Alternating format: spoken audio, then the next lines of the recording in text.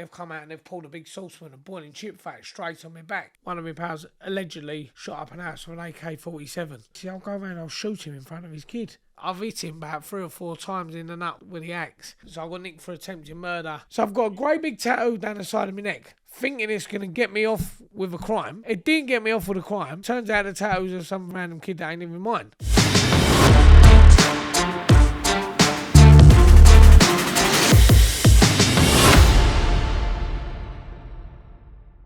You've seen how the BlueTick show has been put on the map, the world's fastest growing show. Let's put your brand on the map. The BlueTick show is now doing over 1 million views a month. Your business could be seen by an extra 1 million people every single month. Get in touch now to advertise your business. info@thebluetickshow.com.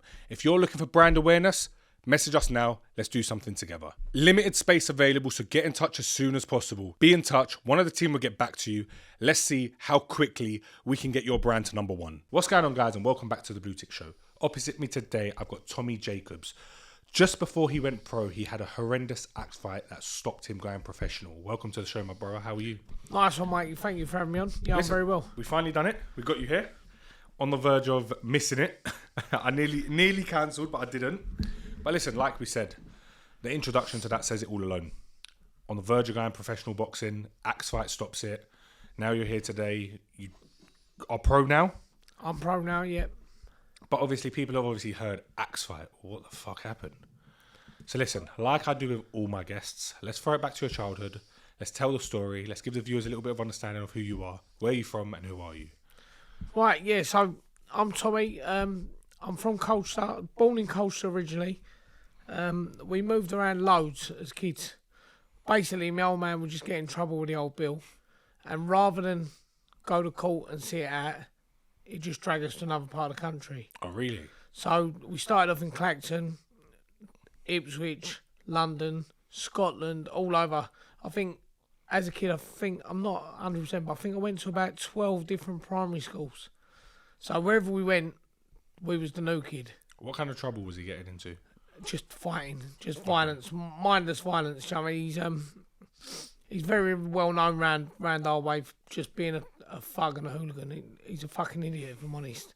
He can have a tear up, and he could have earned an awful lot of money in his early days, but he didn't. He was just reckless. A mindless thug and reckless. Yeah. Do you still get on with your dad now? You talk to him? No, I don't talk to him. I haven't spoken to him in quite some time. I don't speak to either of my parents. If I'm honest, neither of them should have had children, and if they did, they should have at least tried to sort their life out. But me and my brothers got dragged up rather than brought up, and basically had to fend for ourselves from a young age. So you've obviously witnessed violence from a young age? Non-stop. So like, I've seen my old man smashing the absolute granny out of people, smashing the granny out of old Bill, the old Bill smashing the granny out of him. That bad? Yeah, I remember once the old Bill absolutely gave him an idea. They broke both his arms, fractured his skull. They stabbed him in the neck with a key. They sprayed him so much with CS gas in the face that when he got to Chelmsford Jail turned around and said, "We can't have him. He's too fucked. They went, you're gonna have to send him to hospital." So he's got sent to hospital. The next day, old Bill have come back to the prison to rearrest him for something. But where he didn't get through the reception part of the jail, he weren't on any of their lists. So they've all gone mad, thinking, "What the fuck's happening here?" Yeah. Like, I don't know if they thought he'd escaped or what, but we've had armed old Bill come and kick the door off. I'm like 10 years old, lying in my bed. They're coming, "Where's your old man?" I was like, "Fuck off! I'm in my pants. Like, leave me alone." Yeah. And geezer smacked me straight in the mouth with the butt of the gun. Like, I've still got like a wonky tooth because of it. And so that's like all we've ever known. Me and my brothers, like all we've ever known is violence and fighting. And so your dad was really involved in that violence. Yeah. He weren't no Mickey Mouse. No, do you know what? He was just a mindless thug. He round our way. He was feared by everyone. He weren't necessarily respected, but he was feared by absolutely everyone. So from a young age, we always got tarred with the same brush. Did you look up to him as a kid? He was my hero. Really? He was like Superman to me. We had this film being made, and the film was based a lot on mine and my old man's relationship, and that, like, so we had this geezer, Luke Tuckshira, he's a country and western singer in New York, and he wrote a song for the title credits, and a lot of it elaborates to mine and my dad's relationship and how it fell apart. And yeah, he was my hero growing up, but I think our personalities clashed quite a bit as I got a little bit older, and once I eventually had children of my own, I just shut the door, and it was like, wow. Like when I was a kid, I thought it was blinding. My old man taking me out, nicking motors, going for fights. When I had children, I was like, wow, what a scumbag. Why would you do that with your own children? Well, listen, you have turned your life around now, but there was a part in your life where you could have gone down the same route as him. You obviously did go to prison, like we discussed about the axe fight, and that could have been your future. You could have come out and become a madman. Or before, you could have been a complete madman and said, you know what, I'm going to follow in my dad's footsteps. But you haven't. You've changed your life massively. You're here today to tell the story. I wouldn't have you on here if you're still out there smashing people up. But talk to us a little bit about as you got older. This video is sponsored by Cranbrook Law, an award-winning immigration law firm. Their talented solicitors can help when any struggles arise regarding immigration law. They can help get you the visas they need. They can help get you the staff you need from any other countries. As you can see, the website is on the screen right now. So if you need anything to do with immigration law, message Cranbrook Law and let them help you. Whether you're looking to obtain a sponsor license, receive advice and guidance in relation to compliance and our civil penalties, or take advantage of our know-how and experience across a broad range of business visas, our talented and dynamic immigration lawyers are available to speak to you. Telephone numbers on the screen, emails on the screen, and hit the link in the bio if you need any help. So yeah, like I say, growing up, dragged all around the place.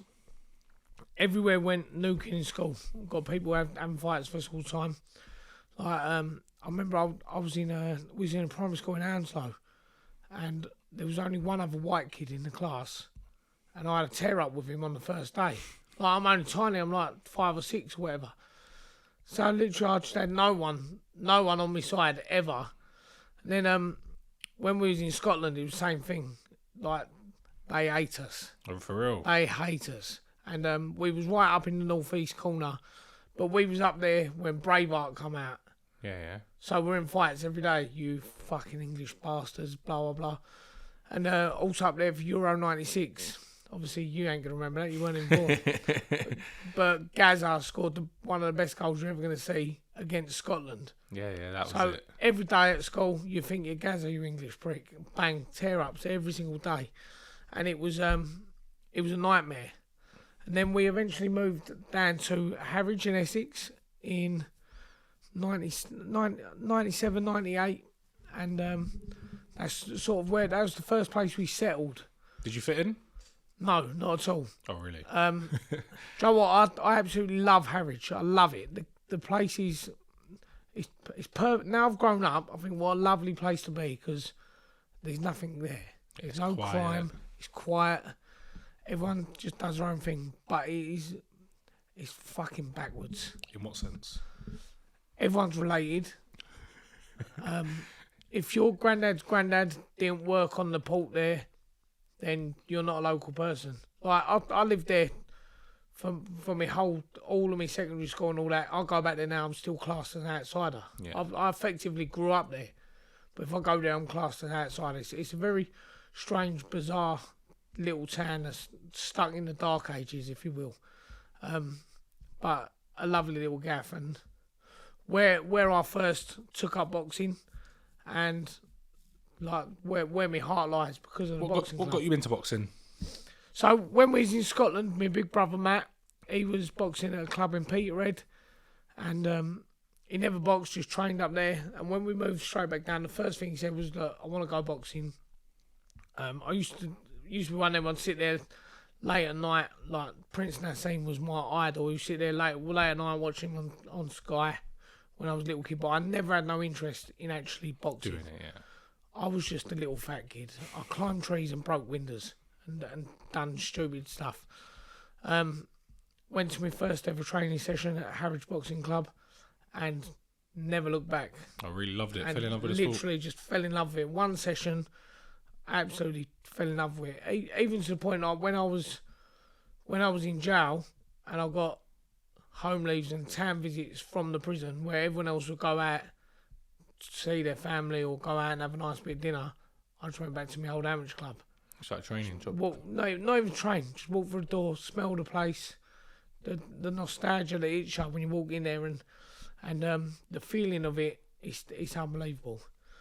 But so yeah, we started boxing at Harwich Boxing Club. I was half decent to begin with.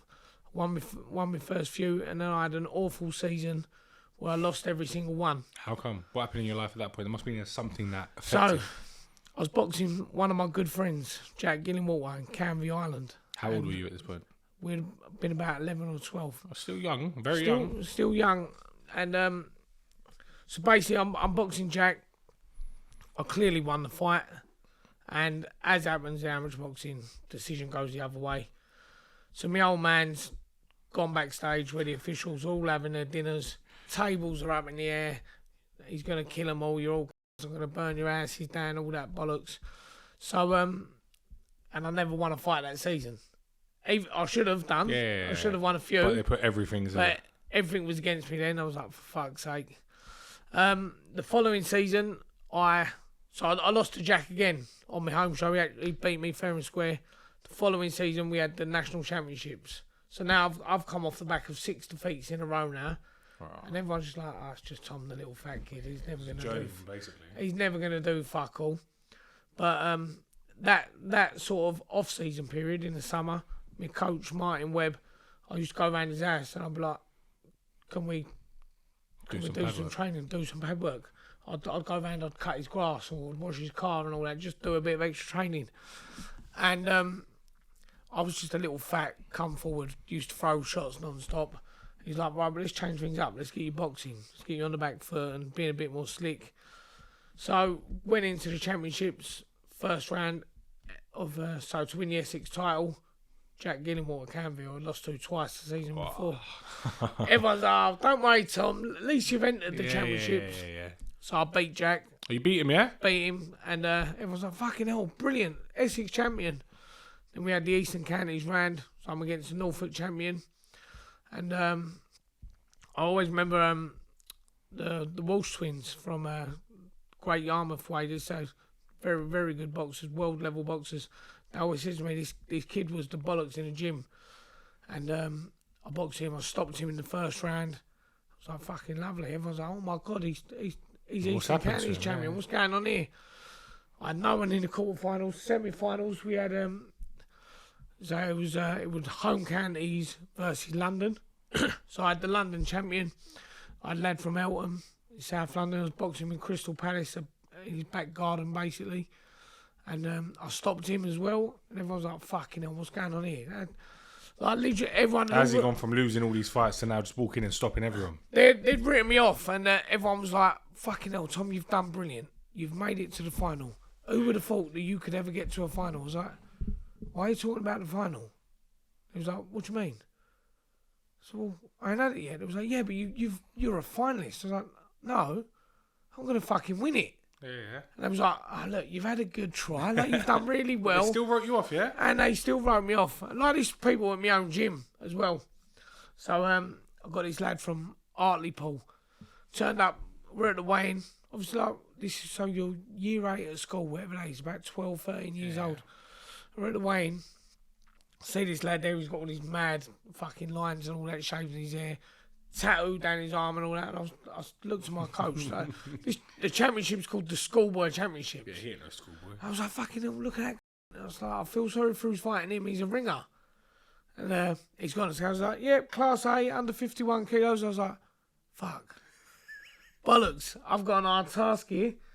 So I was like, well, I've got to do what I've got to do, and I got in there and completely outclassed him, won that, and won my first national title. And it still puts a lump in my throat now, because on paper I shouldn't have been anywhere near there. But I've done it, and my coach Martin give me a coach like, we fucking done it, boy. Yeah. He's like, everything you said you was going to do, you done it. And it was the bollocks. I then got a call up for the England team. So I'm my first England debut. I was boxing lad from Ireland, Francis Foley. It's like me, Amir Khan, various others on the team, and gone in first round. I've dropped. Amir Khan's one of my good friends. Me and him get on really well. Yeah, me and Amir. There's a picture of me in his autobiography. Yeah, he loves me. Me and him are best mates. No, Amir's Chatting good shit, stuff. he hates the fuck out of me. Well, I'll tell you some funny stories when we're out in Italy in a minute. But I'm boxing this lad. I've dropped him on his arse within the first minute of the round. Yeah. It's only a minute and a half round at the time because we're proper babies. And by the time the referee's like, so I've dropped him on his arse. I'm like, fucking yes. Referee's like, right, neutral corner. Of course, I know that's what you got to do, but I'm double excited. I've got my first England bout and I've put the other team on the deck. I'm thinking I'm the bollocks here. He's like, get in the neutral corner. I was like, fucking get in it. By the time he's got to 8, so you got the mandatory 8 count, he's finally got, but the bell's gone. So it must have took him half a minute to count to 8. And I was still, in my eyes, I still won the next 2 rounds fairly clearly. And I lost. You lost? And I was like, what the fuck is going on here? So I'm speaking backstage to the, where I was heavy, I was the little fat I was always one of the later ones on. So I was speaking backstage to some of the England coaches. And they've turned around and went, listen, mate, we'd won most of the fights that night. It's like, if we didn't let them get a win here and there, he said, then we ain't going to get the return match to Ireland, blah, blah, blah. I was like, oh, fucking great. So, like, I have to suffer because we're giving them a fucking hiding. Yeah. Like, brilliant. Anyway, moving on from there, got the schoolboys next year. I was like, fucking hell, Tommy's national champion. Won it again. Then the year after, won it again. Then I won the British Championships. And I beat some good kids on the way. I beat Josh Whale in the final of one of the championships. He went on to win British titles, Commonwealth titles. He was unfortunate. He lost to me in 1 year. The year before, he lost to George Groves. So he had a bit of an hard time coming, but fantastic pro and good promoter now. So you were destined to be a great boxer?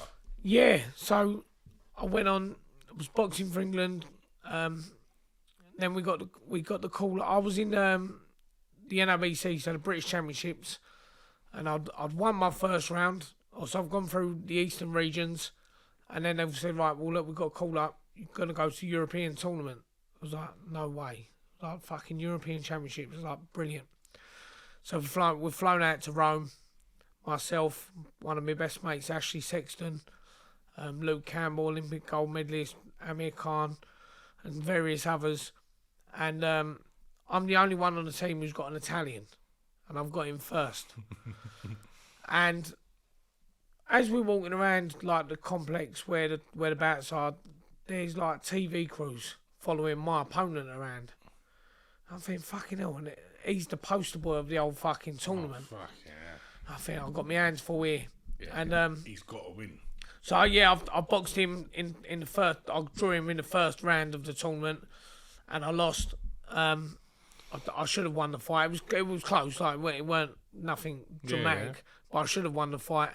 But then he in my eyes, he lost every fight after, but he still won. He got gold medal and won the old tournament. But we had a good laugh out in Italy. Amir's uncle, we've gone out for an Indian one night. He said, look, whatever you do, none of you eat that fucking chili. Yeah. I went, why not? He went, that's not for eating. He said, that's decorative on the salad. He went, you don't want to fucking eat it. I was coming in, boom. Fucking absolutely ripped me off. Absolutely ripped me right off. Now, so Amir's obviously quite a strict Muslim. Yeah. So is his family. And so one of my pals has slipped a Viagra into his drink. And he's walking around the old fucking gaff with a stonking hard on. And he's like, you fucking bastards, who's done this to me? Yeah. It was fucking hilarious. It was a good old trip. Then I went on and had a few more bouts after that. And then things were getting a little bit shit at home. So it was getting a bit hard work. I ended up having tear-ups with my old man on a few occasions. like proper straighteners. Like when it was a nightmare. Like when I was young, my mum and dad was like, they'd send us to the shop. They'd be like, "I'll go to the shop, take a note, and you've got to go and buy us a load of beers and snack." And I'm like 14 years old or whatever. And I'm going into the local shop, and they're going, "Tom, you know we can't serve you." I said, "Well, here's a note from my dad." And they're like, "Oh, for fuck's sake, like, don't put us in this position." I was like, what can I do, mate? I'm a kid. Yeah. He's told me to come at me, I've got to do it. What's the note say? Basically, fucking serve me beers and that. So I've got the shopkeepers having to serve me alcohol. I'm a little kid. Quite clearly a little kid. And one day I was like, right, I fucking ain't having this no more. I must have been about 15. So my old man's like, go to the shop. I was like, nah. He's like, what? I said, no, I ain't going to the shop. We was at the top of the road. We lived on a big hill. He's like, go to the fucking shop. I said, I ain't going to the shop, Dad. He's like, listen, you go to the shop now, or you forget about going out late with your pals and all that. I said, look, I ain't going to the shop. When you can do is told, so I've sort of squared up to him. I said, listen, I ain't fucking having it. And he just punched me up and down the old street. He absolutely kicked the fucking granny out of me. Beat me down to the bottom road, beat me back up again. And I've done as I was told for a little while after that. Definitely. Not much longer. It got a little bit later. And my brother had already moved out. My big brother had moved out a while ago. He had a little flat of his own. And he moved out there, moved in with a bird. And there was some other geezer living in the flat. And I thought, you know what? I like that fucking flat. I thought, I need to move out. I need to leave home. I can't be living with my mum and dad anymore. I can't do it. Like, how old was you? I was 15. Yeah, sure. So, like, I was selling a bit of puff and all that at the time. But it weren't like I was selling a bit of puff to be flash and make loads of money. It was a case of, if I didn't, me and my little brother would be going to school in my big brother's old trainers. Yeah. We was like the proper poor, scummy kids. And we had no choice. So I started selling a bit of puff to my mates and making a bit of dough and all that. But every time I make a bit of dough, the old man go, lovely, thank you. I was like, I ain't fucking having it no more. So I went down to the flat where my brother was living. There's this geezer in there, Welton. I knew him. So he had the same last name as us, funnily enough. I said, right, listen, mate, like, I need you to move out. What? He went, what do you mean? I said, you got to move out. He said, what do you mean move out? I said, well, I want to live here. Mate, you can't just walk up to people and tell them I'll move out their house. Well, that's what I did. And he turned around and went, what do you mean? I said, well, I'll tell you what. I said, you either move out or I'm going to bring my old man down here. Obviously, I wasn't even getting on with my dad at the time, but I went, you move out, I'm going to bring my old man down here. And he went, oh, okay, Tom, here's the case. Guys, have you been thinking of move to Dubai? I've partnered up with Cranbrook Legal to make your experience so much easier. Literally, I got the main man from Cranbrook Legal right now to tell you how easy it is. Guys, it's as simple as picking up the phone, giving us a call and letting us get on with the business. What, literally, one phone call? Literally one phone call, a few documents, and we're there. And then I just get up, fly to Dubai, and I ain't got to pay tax no more? Yeah, you can come and see us. We'll take you out for a meal, show you Dubai, and then it's all up to you after that. Bro, where do I sign now?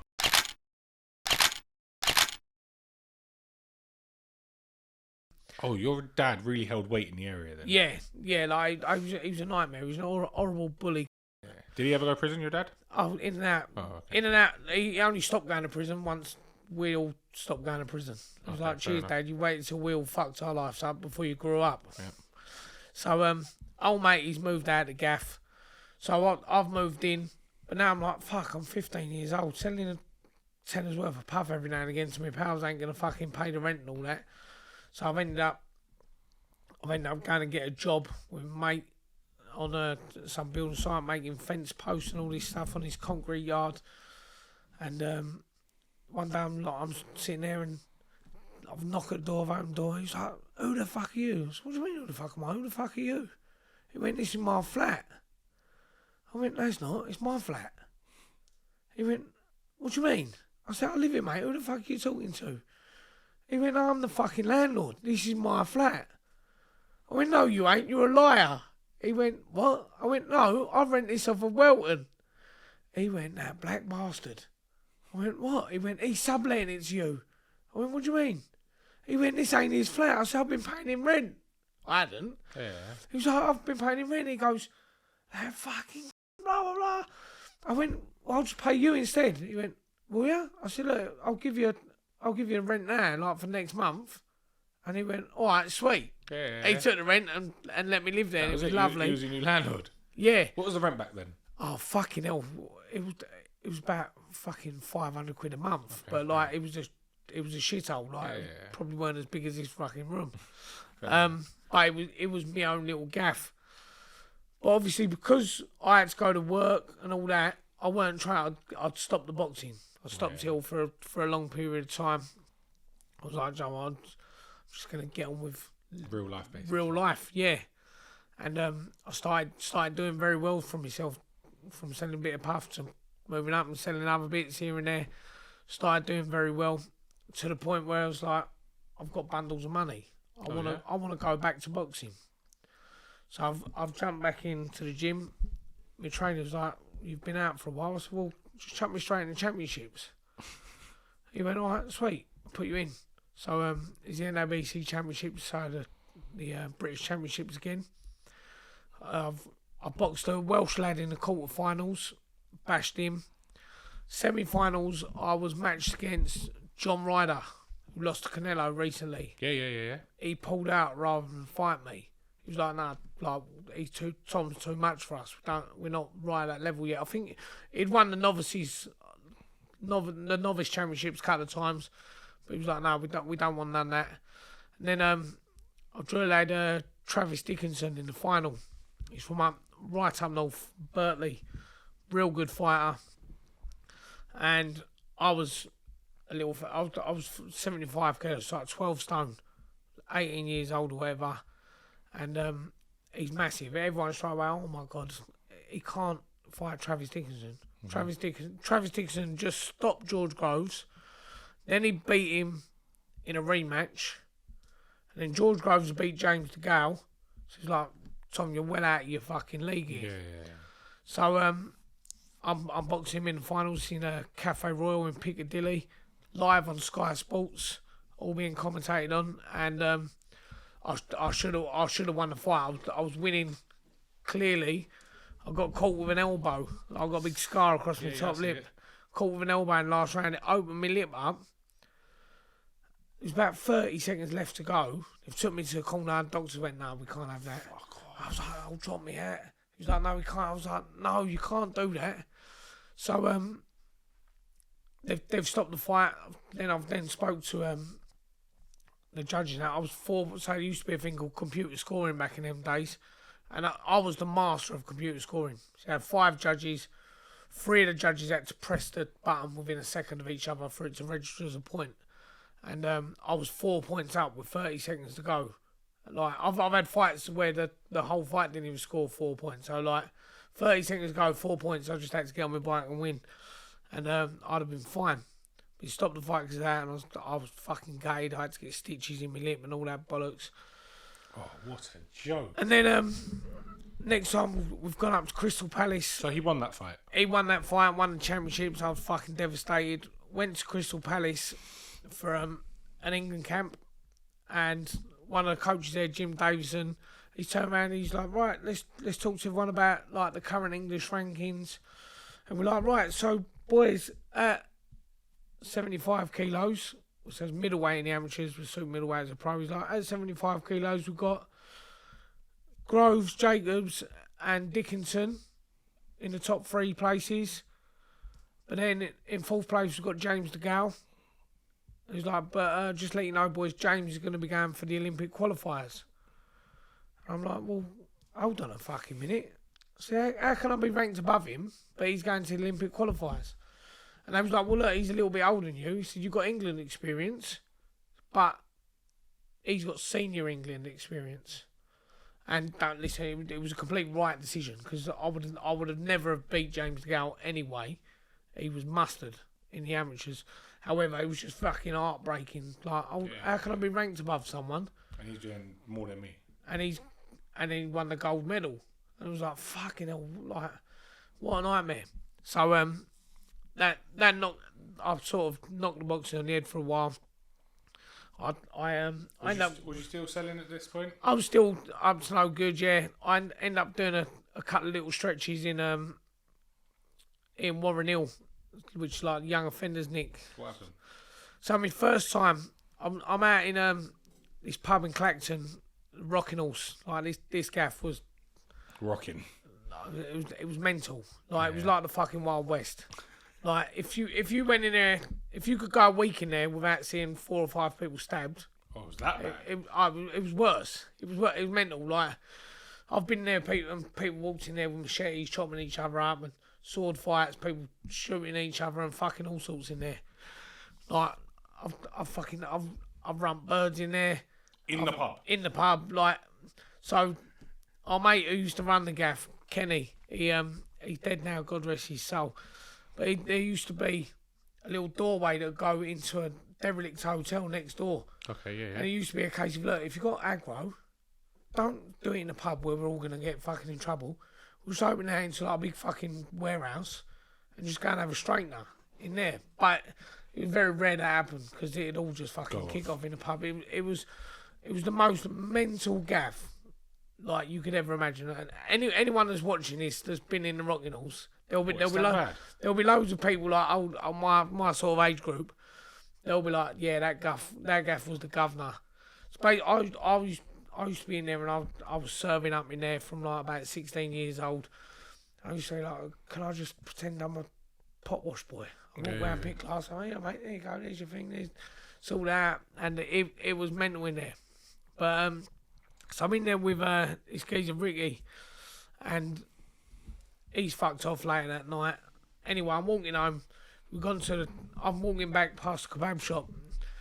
I've seen Ricky in there having a fucking row, and he's got all claret down his face. I said, what's the matter?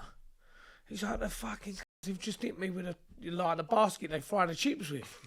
Serious? I said, what are you doing, you c-? He said, oh, he's bloody fucking gobby and all this, that and the other. I said, you cheeky c-. I said, he's fucking just had a triple heart bypass. He was like my old man's age or whatever. I said, you fucking wrong. And so we know who you talking to. I said, you c-. The geese jumped over the counter to give it to me. I fucking chinned him, knocked him out. And they've all just come at me. Like loads of them. Yeah. I think I managed to chin another 2 of them.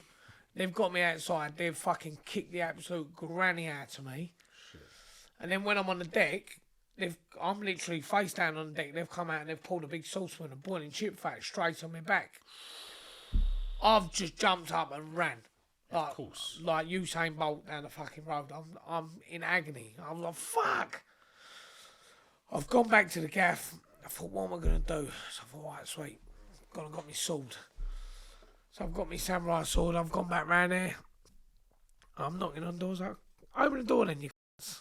They're like, no. I was like, open the door. They're like, no. I said, open the fucking door. He was like, no, mate, we ain't doing it.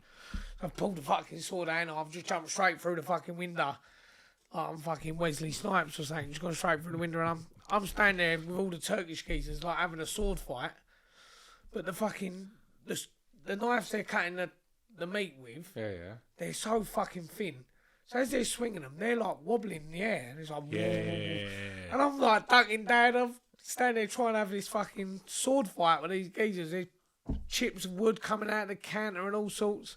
So you're fully in this place now, trying to have a sword fight. I wanted to try and kill them, yeah. Of course. Like they'd fucking hurt me, and I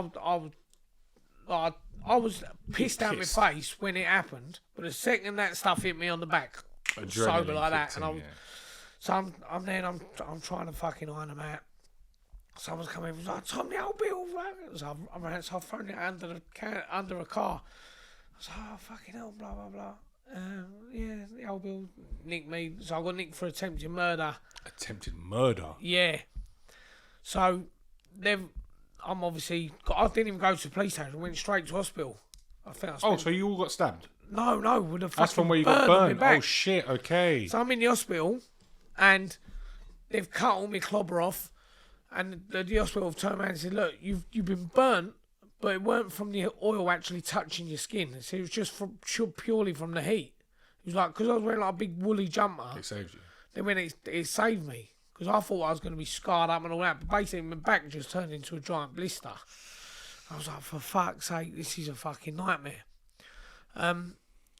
Fortunately, one of my pals, I won't mention his name, he's gone round there and said, listen, anything they said, we're just going to blow your gaff up. So they didn't say nothing. So I ended up getting 4 months for having an offensive weapon in a public place. In the end of it, all the CCTV went missing and no statements were made. And sorry, yeah, he must have been walking down the road with it. Don't know how the window got broke and all that. Yeah. So I got 4 months in them. A couple of months later, I've come out and. So was that prison or was that? So that was Warren Hill. So it's what they call YY, Young Offenders Institute. Have any problems in there? I didn't, because I was ballsy as fuck. But that is 100 times worse than proper prison. I've heard that. They are ruthless little. I heard you got loads of little youngsters in there Like, who want to make a statement. I've walked in the first night. I've gone to my cell the first night, and I'm in, oi, new boy. And I'm just being quiet. And they've carried on. Oi, new boy. I said, what? Yeah, what you got for me? What you got? So what do you mean, what have I got for you? What have you got in your cell that we can have? I said, tell you what. When I open the door in the morning, why don't you come in my cell and you fucking find out? So they've turned up on the wing and they're all giving it the big un, but they're all fraggles. Like, it's a bully mentality. If I would have been with a victim mentality, they'd have absolutely fucking rinsed me. But because I didn't have none of the bollocks, I didn't have the grief. Got out from that. A couple of months later, I've had a straightener with some other geezer, and some geezer come running out of the house, done me straight in the fucking face with a kettle of boiling water. So I've gone back in there. I've ended up doing my 18th birthday in jail. But where he done me on my face, all my face is like fucking melted off. So I couldn't have a shave. So I'm like 17 going on 18. I've got a fucking great big beard going on. And it's Ramadan, so they're all thinking I'm turned Muslim. Yeah. Because all the white boys convert to Muslim at Ramadan because they get fuckloads of food. And they're all like, oh yeah, they will bring me curries and fucking everything. I think, oh, what a touch. Just has got a beard and all that. Once the thing. So why'd you go to prison for that time? So he's throwing a kettle in your face. That time, yeah, weren't nothing to do with that. Actually, that time, that was I got a couple of driving offences and I chinned some lad in the sand. So nothing too bad. Nothing major. I got 8 months for that. I was always up to no good. I was always getting nicked for all sorts. But I'd sort of nothing major. Once I come out that time, I met a couple of people who were quite influential in the wrong circles. Yeah. I was like, right, I'm gonna start making some money now instead. So time to get to work. Yeah, so I've started going to work with my pal, one of my Turkish mate. He's up in Cambridge, and I've started grafting with him, and I'm making good money now. Like I was absolutely fucking flying. Like 19 years old, I'm driving around in a fucking brand new Range Rover Sport straight off the forecourt. I ain't even got a driving licence. Oh, so you were making proper money. What was you doing? Oh, still serving up, but I had where we'd been investigated for a lot of shootings. Yeah. So I had a firearms marker against me. So the old bill wouldn't nick me unless they had armed police. Yeah. So I used to just drive around my town centre, and I'm driving around wherever, and I'm in a brand spanking new top of the range motor, and the old bill are looking at me, and they can't do nothing. Yeah. They're not allowed nick. They'll see me, they'll radio through. By the time anything happens, I'm gone. I'm out the motor. And they was on me all the time, and I was a flash little. I had a Jacobs watch just because it had the same name as me on it, but it cost a fortune with all diamonds around it. And I was being a proper flash little. I used to be out spending ridiculous amounts of money on all sorts of shit that I didn't need, just because I had so much disposable income. Like I didn't know what to do with it. What was yours and your dad's relationship like at this point? At that point, my old man. Because at this point you're the main man, right? At that point, I'm the main man. At that point, my dad's now in jail doing a lumber bird for smashing my mum up. Oh wow! He smashed my mum up. He broke her leg and also he beat the absolute granny out of her. So that relationship, he to me, he's dead at that point. Yeah. I'm making a fortune. He eventually, once he's come out of jail, I got a phone call, and the old man's turned around and said, "Tom, can you come and see me? I want to apologise and all this."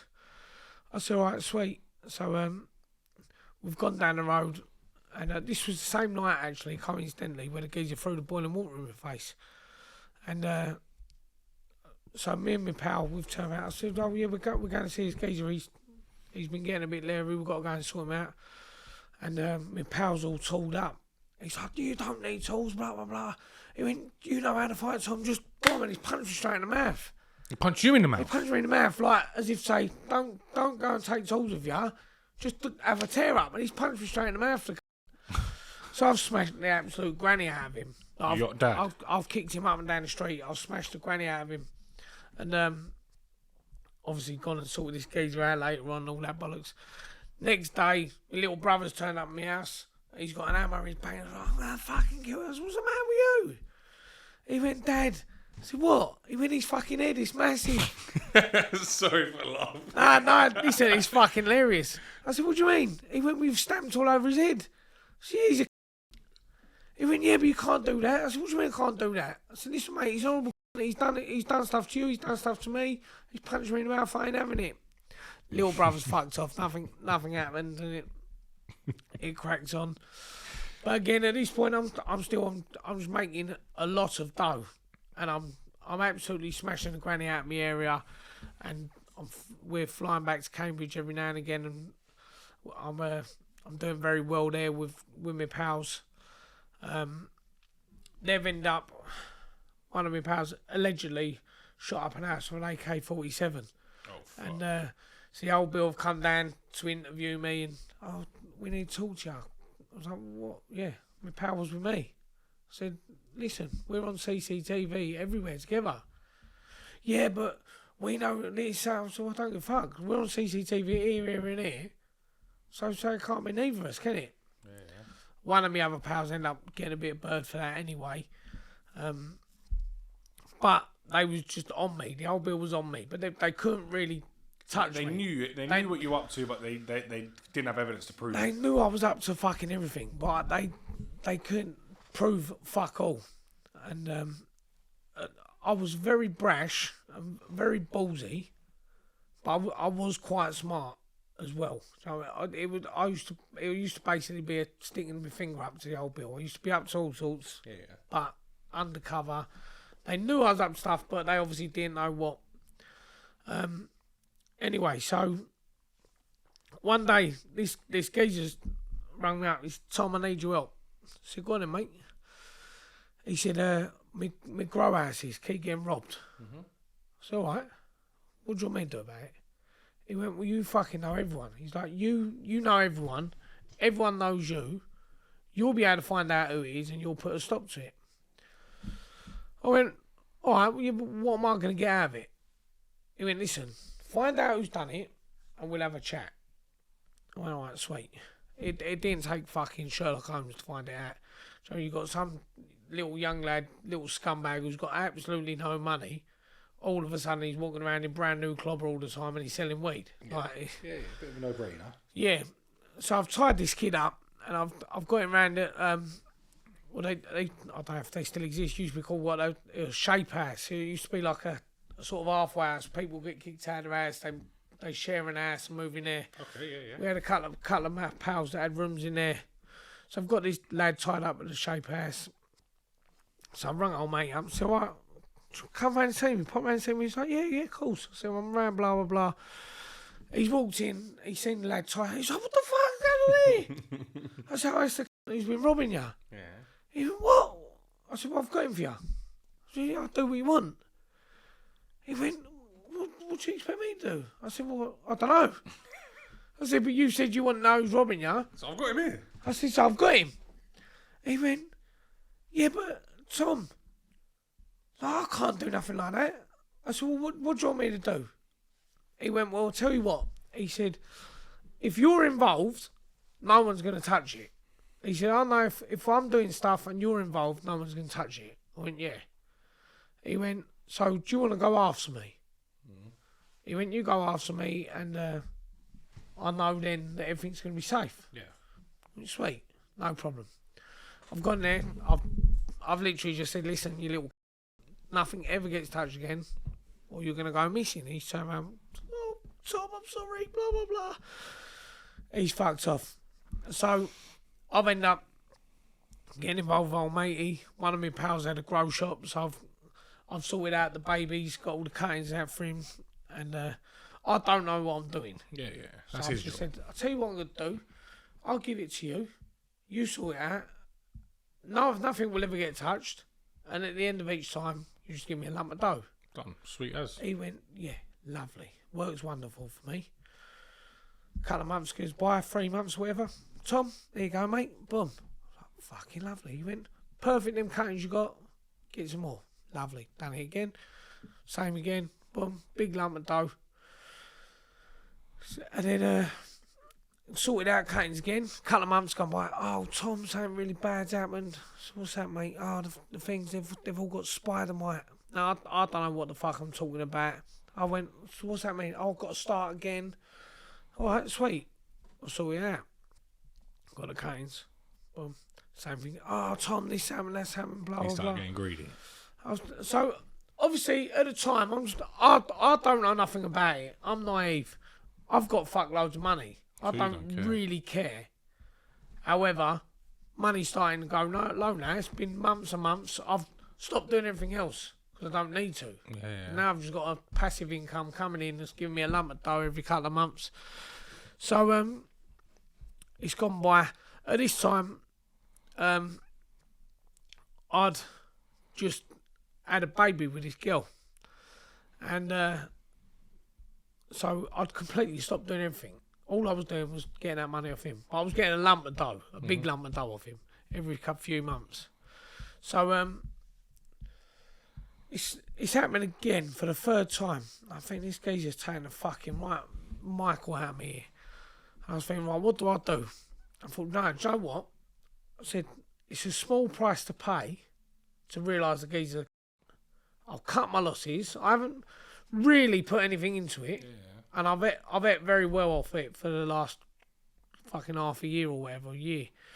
So I thought, I'll leave it at that. I said, but what a piss tank. So I've gone out one night and I'm with my pal and I'm in the pub and the geezer's round the other side of the boozer. So he's round the other side of the bar and he's being flash as you like and he's pulling out fucking wads of dough. Like he's putting like 10 grand out of his pocket and that being a flash. Yeah. And he's proper talking. He's had a few drinks. He's giving me, oh, I'll do this, I'll do that. And he's like, in the boozer inn, it's full of like the same sort of circle of people. So you can talk about things. And he's saying, yeah, this, that, and the other. And my pal's gone round to him. My pal said, listen, mate, you owe Tommy a lump of dough. He's like, you better sort him out. Like, at the time, it worked out, he owed me 80 grand at the time. 80? Yeah. Oh, fuck me. So he went, fuck Tommy. He went, you what? So I'm round the other side of the bar. He don't know I'm round there. I'm round the other side of the bar. He went, fuck Tommy. He went, you wouldn't say that to his face. He went, would I? He went, you know why he fucking ain't involved no more, didn't you? My pal went, why's that? He went, because he went soft the second he had a baby. I thought, that cheeky. My pal said, listen, mate, you wouldn't say that to his face. Yeah. And he went, say that to his face. I'll go around, I'll shoot him in front of his kid. What? Now, obviously, he was my business partner, and I'd known him for years anyway. Yeah. And I know people he had shot. So I'm thinking, this cheek, like, how dare he? First and foremost, I've got a little baby. Yeah. A little tiny baby at home, a few months old, 6 months old. And I'm thinking, how dare this? Who the fuck does he think he is? So I've gone round, I've seen someone, I ain't going to say who because I don't want to incriminate him because a couple of people didn't get caught in the case. I've gone round there like, listen, we want to come with you. I said, why? You don't need to come with me, he's a fucking idiot. He said, no, but we want to come with you. Like, we know that he carries fucking guns and that around, we know. I said, listen, I said, all I'm going to do, I said, I know he's got to grow now. I said, I know he's got one ready to come down because of the timeline that we was working on. I said, so I know there's one ready to go. He went, well, I'm coming with you. And his pals went, yeah, look, I'm going to come as well. I went, oh, for fuck's sake. Coming in, let's do it. So I've got my mate. I said, listen, you're going to come with us. He went, well, what am I going to do? I said, all you've got to do is bag stuff up, put it in the back of the fucking motor, That's it. and I'll give you a lump of dough at the end of it. He went, yeah, sweet. There's 4 of us now. So I've gone round to my pal and said, right, I need some tools. He went, well, what for? Yeah. I said, well, there's all fucking crops there. Like, I need to chop everything down. Like, I ain't going round there empty-handed. I said, but also, we want to look like a bit of a false in case you got anyone in there and all that. He went, you're right, sweet. So a couple of them grabbed like little fucking machetes and that. I grabbed like a little tomahawk axe. And we've all got ballied up, apart from one person. I said, I tell you what, you're perfect. So you're not from around the manor, so you can be our little way in. He went, all right, sweet. So we've pulled up, we're right outside. I said, right, what are you going to do? I said, all you can do, you can knock on the door. It's like late, it's like 1 in the morning, something stupid like that. So I said, all you're going to do, you're going to knock on the door. I said, ask for any name except Bob. I said, and when he goes... What was his name? His name's Bob. Okay. I said, ask for any name except Bob. I said, so when he goes, oh no, sorry mate, you got the wrong gaff. I said, we'll all jump out, barge through, like catch him unaware and all that. He went, yeah, all right, sweet. So he's got like a machete down the back of his jeans. Mm-hmm. He's knocked on the door. He's hello mate, it's Robert here. I'm thinking, what's a... I've said, ask any name but Bob, and you've said Robert. And he went, yeah, what do you want? Yeah, and he's got a whole shit, and he's pulled his chopper out, and he's gone to hit him, but he's like, he spammed him. So he's hit him with the flat edge of it, straight on the fucking forehead. So old mate, he's dragged him in and started weighing him in. What? He started fucking laying into him. So I was like, fuck. So I've gone to push the door, so it's me and the 2 others, we're all ballied up. And I had a bulletproof vest on anyway, because I knew what he's like, just in case. And I've gone to push the door, so old mate, he's put his arm across to stop the door open. He's got his foot against him, but he's got his arm across. I thought, you... So I've hit him with a chopper straight in the arm. He's I've had to hit him 2 or 3 times in the arm. He's then fallen down. And He's covered in blood. He's covered in claret. He's fucking hell, what the Why fuck? did he try and close it? Well, because he's pulled on mate and he's trying to weigh him in and shut the door. Like, I don't know if he didn't want anyone in the street to see or what, but he's who's holding the door shut? So the geezer whose house it is. So Bob's got the... okay. Bob pulled old mate in, started weighing him in, and he's put his leg against the door. We've tried to push it, and he's like trying to hold it shut while he's fucking punching old mate. Yeah. Old mate, he's like a div. He's a fraggle. Yeah. He was just there, so he was like, yeah, we'll use you. No one knows you. So you stabbed Bob 3 times? So I've hit him I've chopped him in the arm a couple of times, and he's what the fuck? We've got in the house, and he's like, oh, stop. So we're all ballied up. I said, right, listen, silly. Where's the money? He said, what do you mean? I said, give us the money and a bit of work. He went, there's nothing here. I said, right, boys, hold on to him. So obviously, I know the house. Yeah. I know the house inside out. I'll fucking set it up. So I've walked upstairs, gone to all the grow rooms, and everything's just been fucking chopped down. Like, literally, everything had freshly been cropped. Yeah. I'm like, no, you're fucking having a giggle. So I've gone back downstairs and said, right, listen, silly, where is it? What do you mean? I said, well, it's been chopped down. I know it's drying somewhere. So where the fuck is it? He went, what do you mean? I said, look, I know what the crack is. Did he not clock your voice? No, I'm trying to talk in a bit of a fucking silly fucking accent. He's turned around. He's like, it ain't here. I've turned around and said, right, listen, you've either going to tell us where it is, or you're going to give me a fucking bit of dough. He's turned around and went, go and see Tommy Jacobs. He's the one round here with all the money. I thought, you cheeky.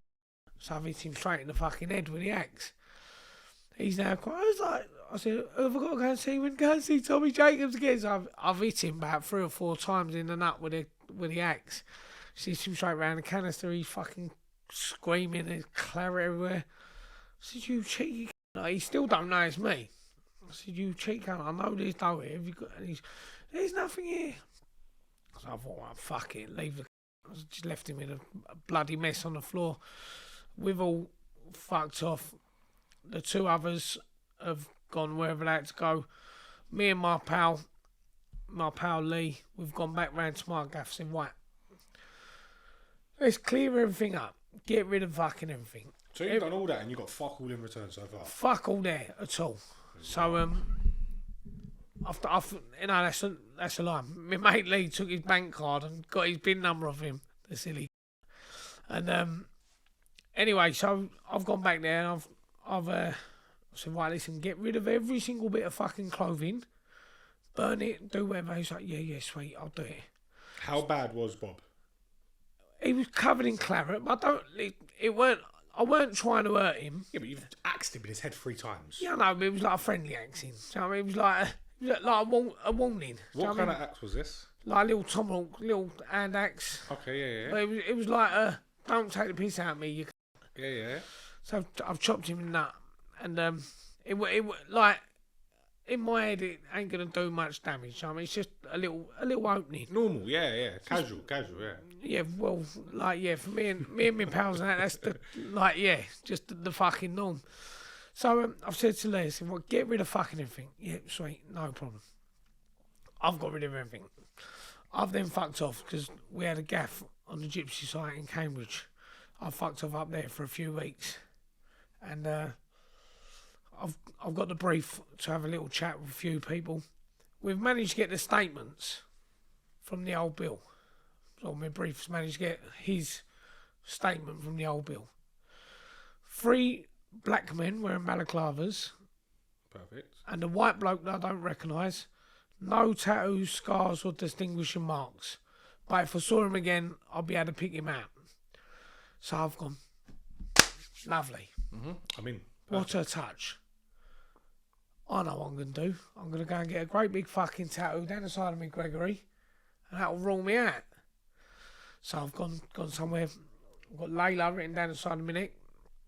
The little baby at home. I thought, lovely. I've left it a few weeks. It's all healed up and all that. So I've gone back down to the old Bill station. Yeah. So I'm at the manor at the moment. I know before I've gone to the police station, I've had one of my pals rung me up. So he's a bit of an older fella. He went, Tom, so and so wants to come and have a talk with you. A friend of the geezer I've weighed in. I said, yeah, sweet. He went, don't come in empty-handed.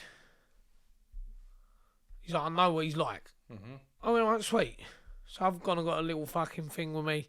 I'm thinking, right, he's not going to do nothing around his ass. Like, he's a mutual friend of my friend. I think nothing's going to happen, surely. Yeah. So I've got round there. It's an older fella. And he went, right, Tom.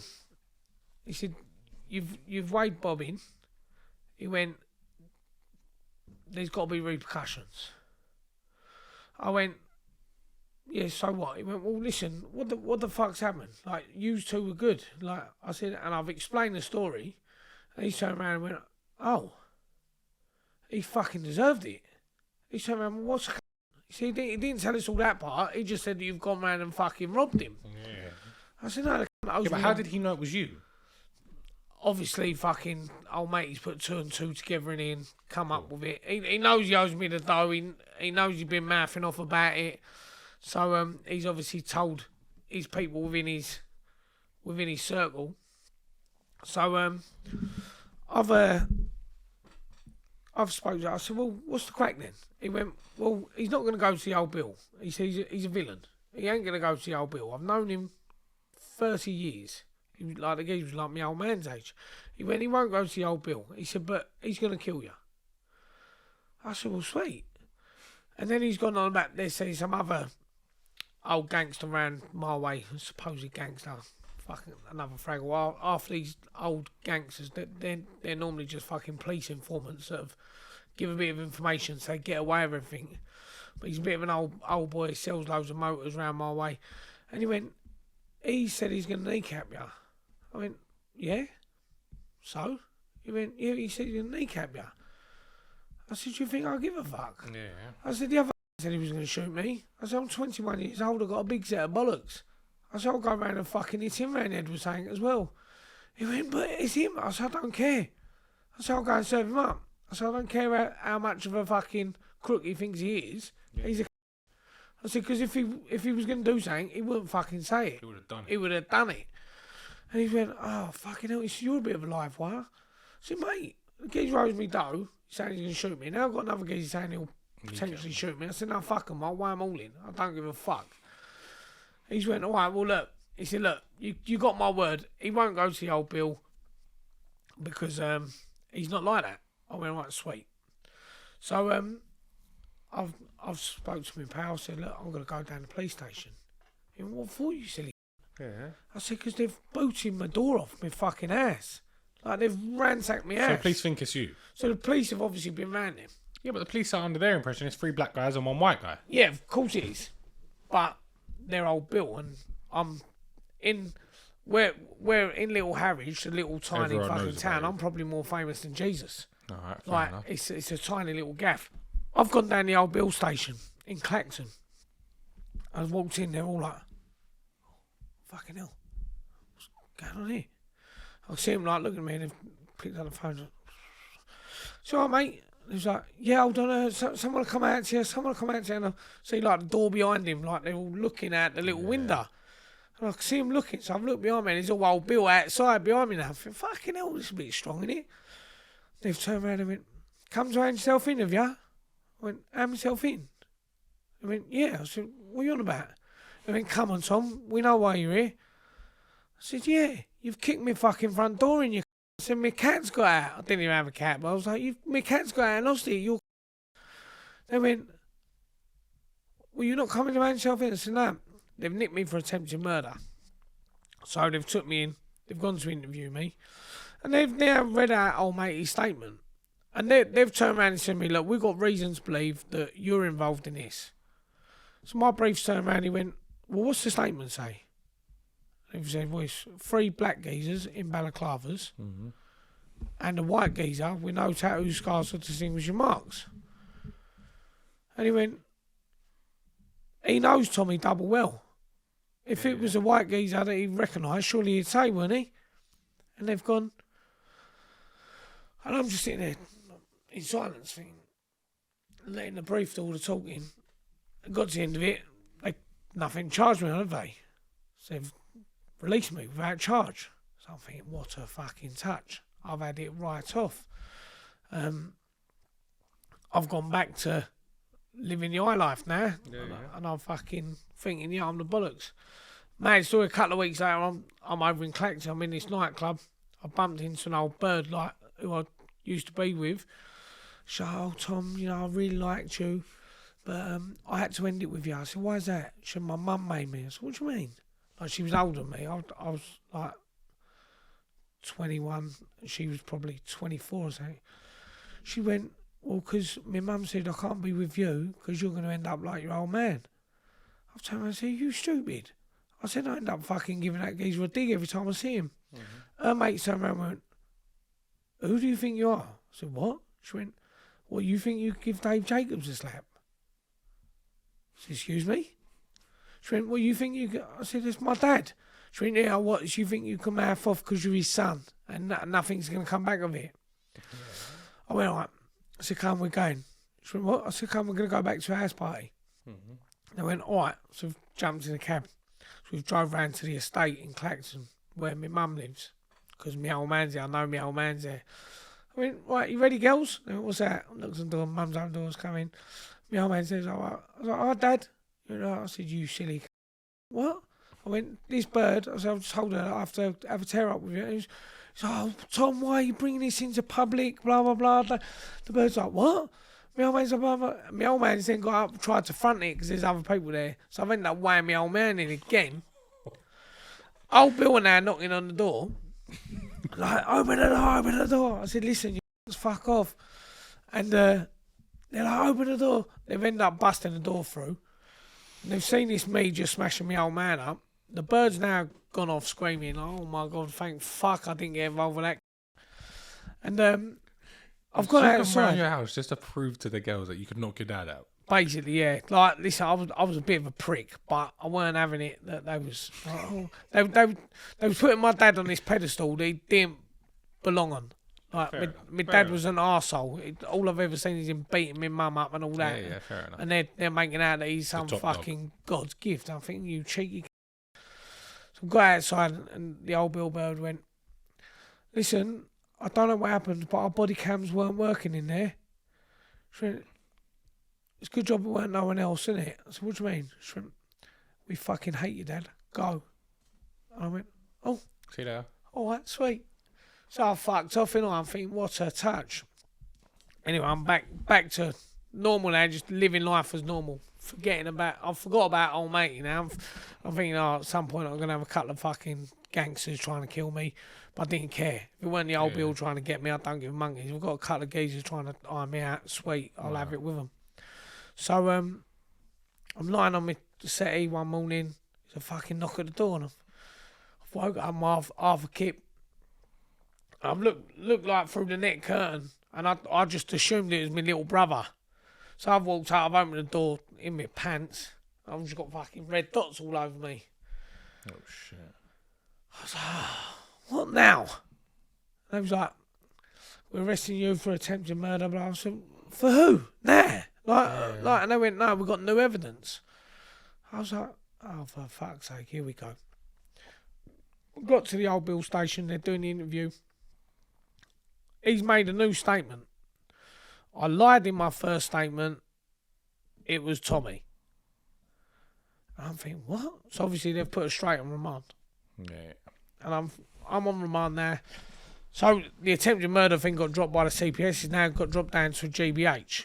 Okay. And I'm thinking, right, sweet. So I'm on remand and I'm thinking, there's no way in a million years that a statement's going to stand up in court when he says, I lied in my first statement. I'm thinking, He's a clown. that's going to be admissible. That's going to get thrown out straight away.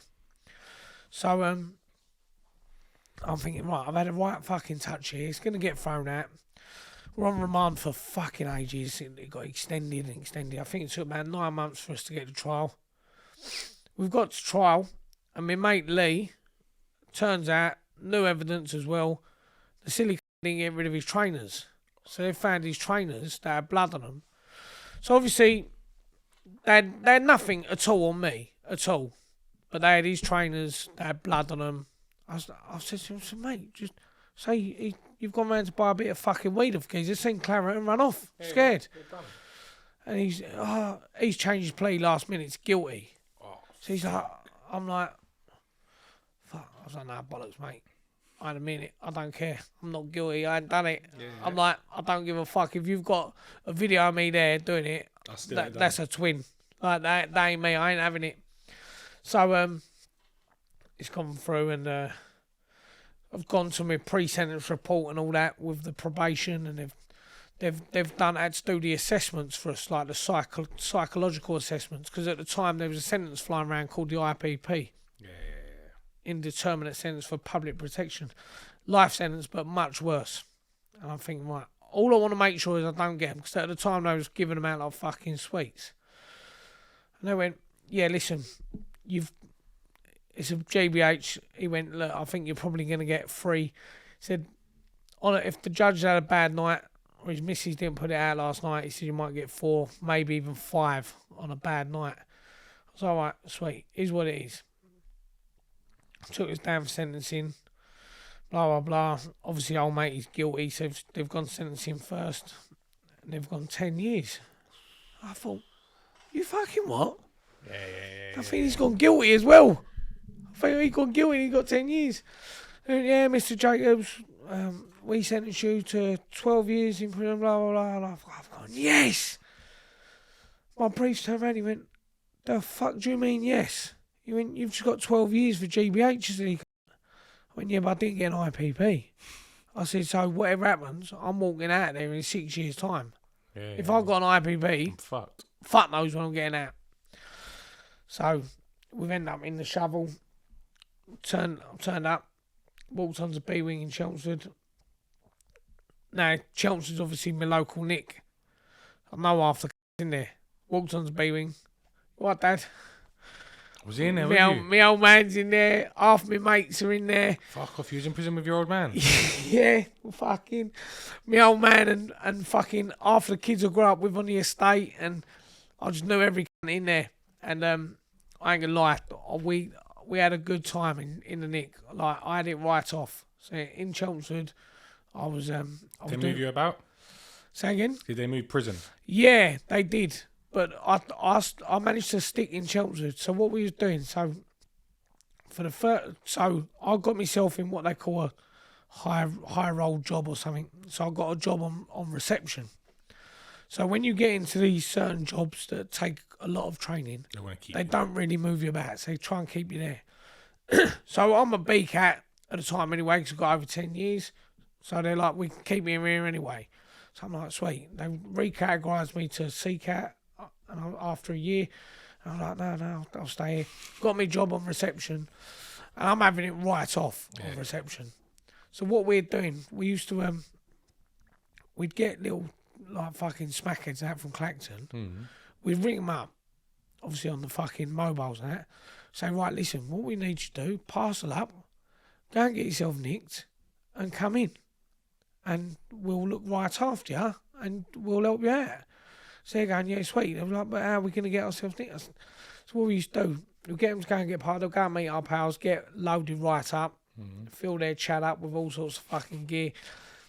And we'd just get them to literally go and sit in a courtroom when there's a court going on and set their phone off. You get nicked for that? Well, because what they do, the judge or whoever, hey, excuse me. And they go, fuck off, you old fucking nonce. What are you going to fucking do? So then they was getting nicked for like contempt of court. And they get 28 days. So they end up getting nicked, but get 28 days. Only serve 2 weeks. But what they do, they walk into Chelmsford. As soon as you get into reception, you'd have to go into a holding cell. So before you even search or anything, you go into the holding cell. So all they do, they go in the holding cell, go to the Kazi, there's no camera on the toilet, get the parcel out, chuck it in the bin. Then they'd come through. When they come through reception, that's when they then get searched. Yeah. They're getting searched. They sit on what they call the boss chair, which looks like it says electric x-rays up your arse and all that. So they look through that, they've got nothing on them, sniff of dogs, wipe them down, strip search and all that. They go through to the next holding cell. Me and my pals who were there on reception as a reception orderlies, we're trusted prisoners. So it get to the end of the night once it's all done, because we'd be there, say like we'd be there from like 3 in the afternoon till like 2 in the morning sometimes. Yeah. When every other banged up, we're down there. We had like a telly in the room and a PlayStation. We'd have like a deck of cards or whatever. And we'd just fuck around. And every time a bus come in from another court, we'd have to stand there and microwave their food for them. There you go, mate. There you go. But then at the end of the night, tidy up for us, lads. We go, yeah, sweet. So we're going to the toilet where the bin is. Boom, boom, boom. We never used to get searched. So we used to get the fucking blowers in there, everything, all through the bin. Lovely. Back to the room. How many people do you reckon you brought in? Oh, well, parcels we had brought in. Oh, fucking hell. We must have done about 6 or 7. But like there was quite a lot of screws that was on the take as well. Really? Yeah, loads of them. Once, obviously, being a local nick, a lot of the people were fairly local. Yeah, they knew each other. So it didn't take much to get to know someone who knew someone who knew someone. And you have a quiet little word, and all of a sudden, they're getting a lot of dough to bring in something that's not really that hard for them to bring in, especially when they're doing it day and day out and they know the system in and out. So we used to get all sorts brought in non-stop, and we was having it right. I was probably earning more money in there than what I do now outside. I was fucking having it right off because everything's worth a fortune in there. Yeah. At the time, I'm sending money out to little Layla and her mum, non-stop sending low out, and everything's going on. It's lovely. End up getting shipped out. I've done a couple of years in Chelsea, so I've ended up going to High Point, and I was like, I really don't want to go. I'm fucking having it too good in Chelsea. I'm having it too fucking good. Got to High Point, and it was well, they call High Point Knife Point. Yeah, I've heard that. Because it gets a bit leery in there. all the fucking the gangbangers and that, they're holding each other down and putting spoons up each other's asses, pulling parcels out and all that. But again, like, I was very well known in the circles. I never got any aggro. I was always known as Tommy the Boxer. Yeah. I was a fat fuck when I first went in there, but by the time I'd got to High Point, I was in absolute phenomenal shape, fit as a fiddle, got on with everyone. I'd laugh, had a bit of banter, funny. If you're funny in there, you're never going to get aggro. If you're a bit of a victim, you're going to get grief all the time. Got me job on the in the gym there, all sweet. My little girl Layla used to come up, see us all the time, every fucking week. And then it was the day before her third birthday, when I last see her.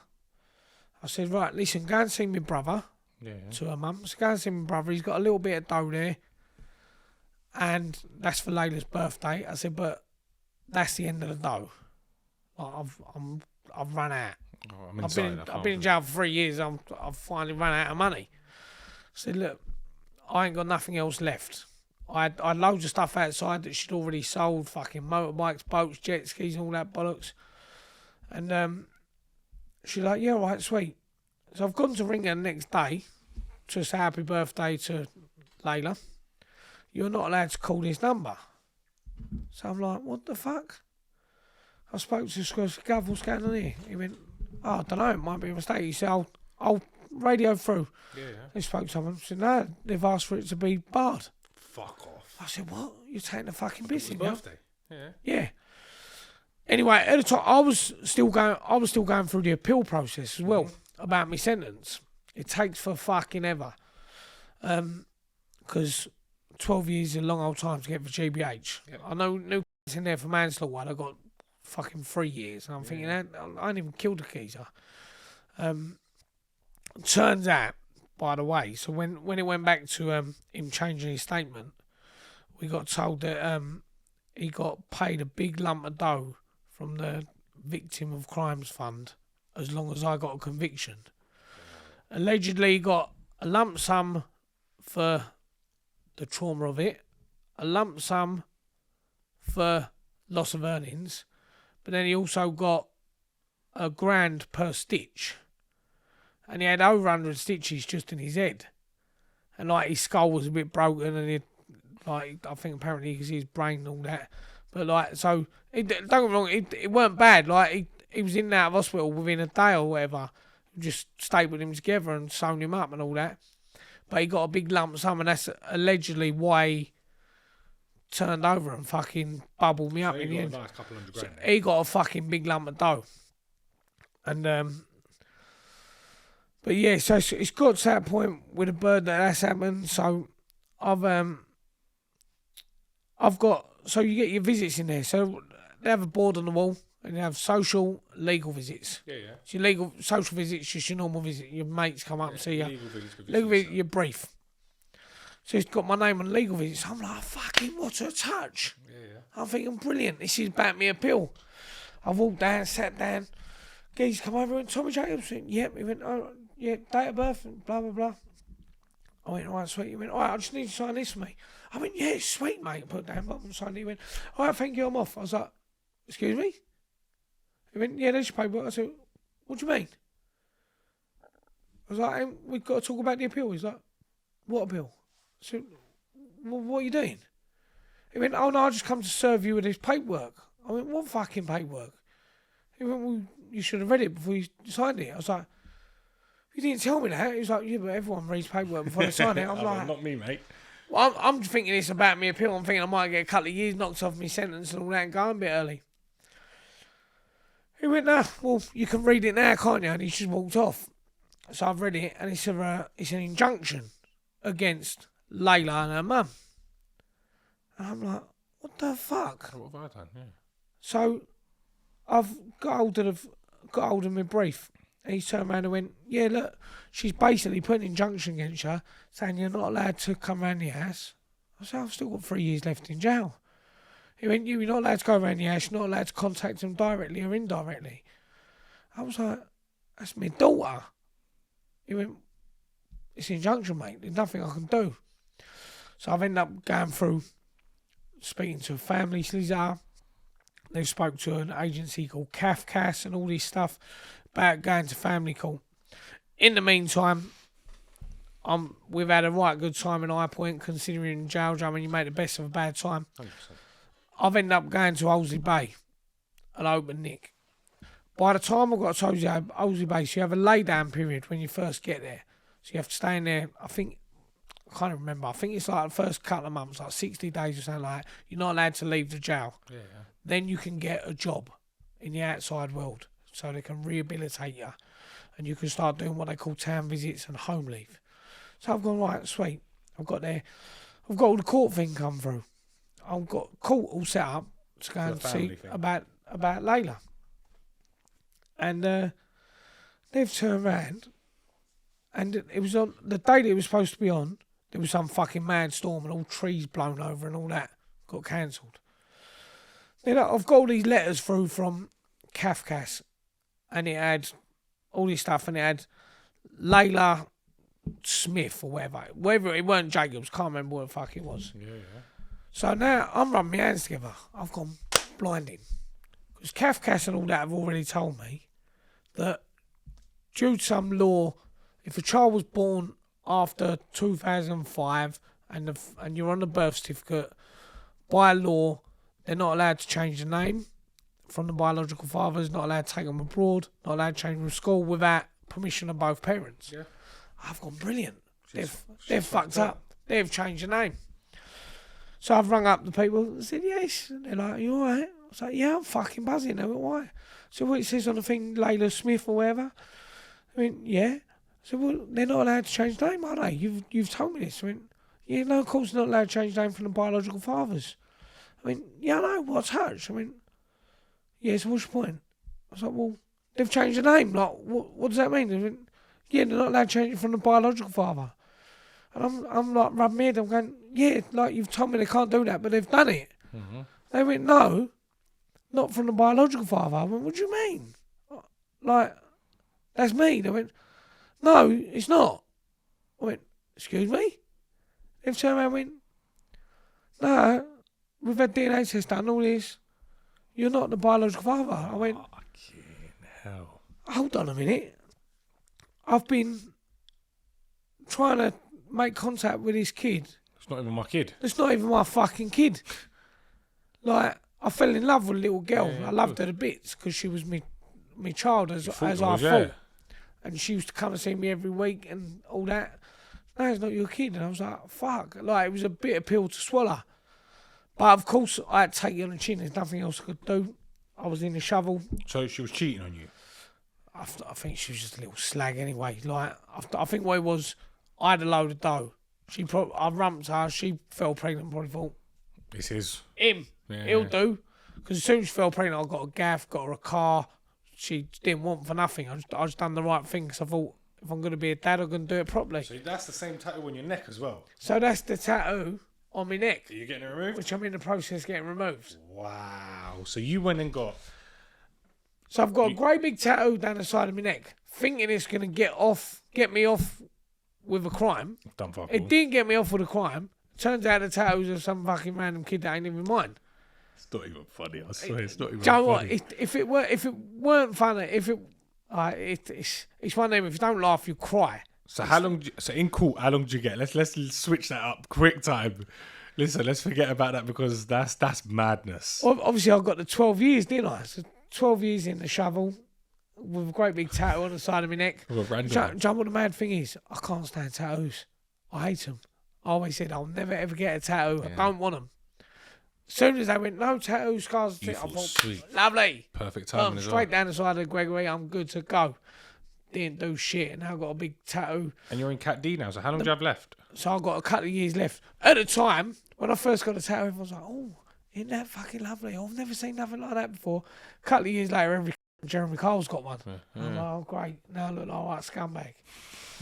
So I'm in Cat D. At this point, I've got with a bird. A friend of a friend, my friend's bird's mate, got with her. I've then, so I'm right, I need to get a job. So everyone in Cat D, they're working in charity shops. Greg's. I've heard Greg's is a big one. Shit, like they're working in shit jobs. I went, no, mate, that's not being me. None of these sorts hang out. Got a mobile phone, I was supposed to cut the people, said, right, blah, blah, blah. My mate was turned around and went, yeah, so-and-so's got a snooker club in Clacton. It's got a big empty room out the back. I went, brilliant. I went, I'm turning it into a gym. He went, what? I went, I'm going to turn it into a gym. He went, what do you mean? I went, tell him, all he's got to do is sign a piece of paper, say that I can come and work there, blah, blah, blah. And I'm going to turn it into a gym. He went, all right, sweet. My pal's gone out a word of him. Oh, mate, he turned around and went, yeah, sweet, no dramas. So I've now got a job. So I'm leaving the jail at 8 in the morning and I'm not getting back till 10 at night. Lovely. So the way it works in this, you get your 5 days at work and your 6th day, so your Saturday or your Sunday, your 6th day you have what they call a town visit. Yeah. So 90% of people, everyone has their town visit. They go to work because they're working in shit old charity shop or something. They're getting back to jail 4 o'clock, 5 o'clock. I'm not getting back till 10 o'clock. I've turned around and went, fuck the town visits. Let's work for 6 days. Yeah. So I can come back at 10 o'clock 6 days of the week. So I'm fucking having it right off. So this geezer's got a snooker club. I've got him to buy a little boxing ring and I've opened a boxing gym. And it's absolutely thriving. And I'm going home 6 days a week. And all I'm doing is from like 6 o'clock at night, I'm doing a couple of classes in the gym with a couple of people. So I'm just out and about. Yeah. Having it off, like back to my old self. Weren't committing no crime, of course, because I'm white and white now. But I'm loving life. Got my bird at the time to move to the manor. So I'm my own little gaff. So I'm literally just going home 6 days a week. And I had 2 fights. 2 of the fights are on YouTube. So I had 2 unlicensed fights whilst I was in jail. I'm supposed to be at work. You're not allowed in licensed premises. Oh, shit. And I'm having boxing matches in nightclubs and getting paid. Yeah, of course. And I made 1,500 quid on both of them. I made more of both of them fights than I made in any professional fight because I just sold a fuckload of tickets. Weren't allowed social media and all that. My old Facebook was called Tommy's Home soon because obviously he didn't want no one finding that and all that. But it was so mad. It got to the point when I got out. So I had a fight 2 or 3 days after I got out as well. But we set up an after party for after the fight, and it was my coming home party. Yeah. Everyone was like, coming home from what? I was like, jail. Like, what do you mean? You've been out the last. Because where I've been out for the last couple of years, not everyone was like, you ain't even fucking out. What are you on about? You ain't been in jail. You're already out. Anyway, so fucking a little while just before I got up. Now, every time I'm going back on a Sunday, the Sunday in Olsey Bay is killing me. Yeah. Like going back for one day. It's the worst thing in the world. It was torture. So I used to just take my blower in there. Like we're going in there at night, and it's mad. Through the open jail, it's just in the middle of an area, like your cars just drive down the middle of it. It's not fenced off at all. Oh, really? So we used to just get people to walk up to the back of the wing, bring us takeaways out. We're sitting in our cell eating KFCs and fucking everything, having it right off. And so I'm sitting in my cell one day. I used to take my phone back in with me. Yeah. Because I could not deal with 24 hours being banged up. Yeah. From being out all the time, that 24 hours was worse than a fucking week in normal jail. It killed me. So I used to bring my phone in. And all the lads, everyone had a phone in there. But what they'd do, everyone would be standing halfway at the door. So they're looking out the door like that. If they hear a key or they hear a screw come in and, you all right, brother? Make a bit of noise. I'm sitting there, nothing. I'm the very end cell on landing. I'm sitting there and I'm texting some bird and all that, thinking, yeah, it's the bollocks. And the screws, like, walked up to himself and he's like, looked at himself and walked off. I was like, fuck. I put the phone straight under my arse and he's like, come back. He's like, double take. He went, oi! I went, what? He went, give me what you just had in your hand. I went, what are you on about? He went, give me what you just had in your hand. Don't take me for a Jacobs. I went, what are you on about? He went, don't insult my intelligence. He went, listen, we do this easy way or the hard way. I went, listen, mate, what the fuck are you talking about? He went, give me what was in your hand now. I went, all right, Gov. Picked up the remote. He went, we'll see you in 10 minutes. I went, all right, sweet. So he's gone downstairs. And I was about, you got what they call the blue bus. So The blue bus comes, that means you're going. So I was like, fuck, I'm fucked now. So I've ran downstairs, I've gone to my pal, I was like, get rid of that blower. He went, yeah, sweet. I've not thought nothing of it, I've got to leave it. I've gone down to the screws office. I went, Gav, what was you talking about upstairs? He went, don't take me for a Jacobs, don't. I said, no, what was you on about? I'm sitting there watching the telly and you're kicking up a fuss. He went, you're a div. He went, you think I'm an idiot? I went, what? Why? He was like, you was on the phone. I said, have you got any evidence? Like, was there a camera? He went, no, you know there ain't. I said, have you got a phone? He went, you know I ain't. I went, what are you talking about then? He went, fuck off, Jacobs. I've gone back upstairs. I'm thinking, oh, sweet, I've had it right off. Yeah. Thought, what a fucking result. I've gone down the next morning, got all my gear on that, and thinking, yeah, I'm going to work. So I'll go down to reception. What they do, you get picked up at reception in a minibus, you drive you to Ipswich train station. I'll go and jump on the train, go down. Got down to reception. No, Jacobs, your rottle is suspended. Your rottle released on temporary licence. What do you mean? What's that mean? So you'd have to. So when you go out, you get what they call a license. Like when you come out of prison completely, you're on what they call license. Yeah. So you'd get a rottle, release on temporary license. Okay, you've released from prison. So and that's suspended. It was like it's been suspended. So I wanted to. Yeah, you've got a nicking. I was like, oh bollocks. I was there for a couple of days. I'm thinking they haven't got nothing. I'm sweet. I've had it off. Like they haven't got nothing. The screws are. So I'm gonna go to nicking. I'm saying, what are you talking about? He was mistaken.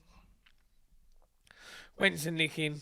He went, come on, mate. Don't take us for a... Like, we know you had a phone. I was like, no, I don't. I didn't. I promise you I didn't. I swear. He went, all right, back to yourself. I've gone back to myself. Nothing's happened. I think I've had it off. And then Screws come up, who was in Warren Hill, the kids' jail with me all them years ago. Funnily enough, which is fucking next door to Holsey Bay. They're on the same circuit. So, he's come up. He went, you all right, Jacobs? I went, yeah. He went, you know why they've sent me up, didn't you? I said, what? He went, they've sent me up to make sure there's no trouble. He's like, because I know you. I went, what do you mean? He went, do we need people to come up here to pack your gear for you? I went, I'll do it, Gov. I went, don't worry, I'll do it. He went, all right. He said, look, half hour? I said, yeah, sweet. He's fucked off. I've packed all my gear up. Said to him, well, I'm fucking off and on. Blue bus going to be. Looked out the window, the fucking blue minibus has pulled up. Oh, so I'm done. They've took me back to Chelmsford.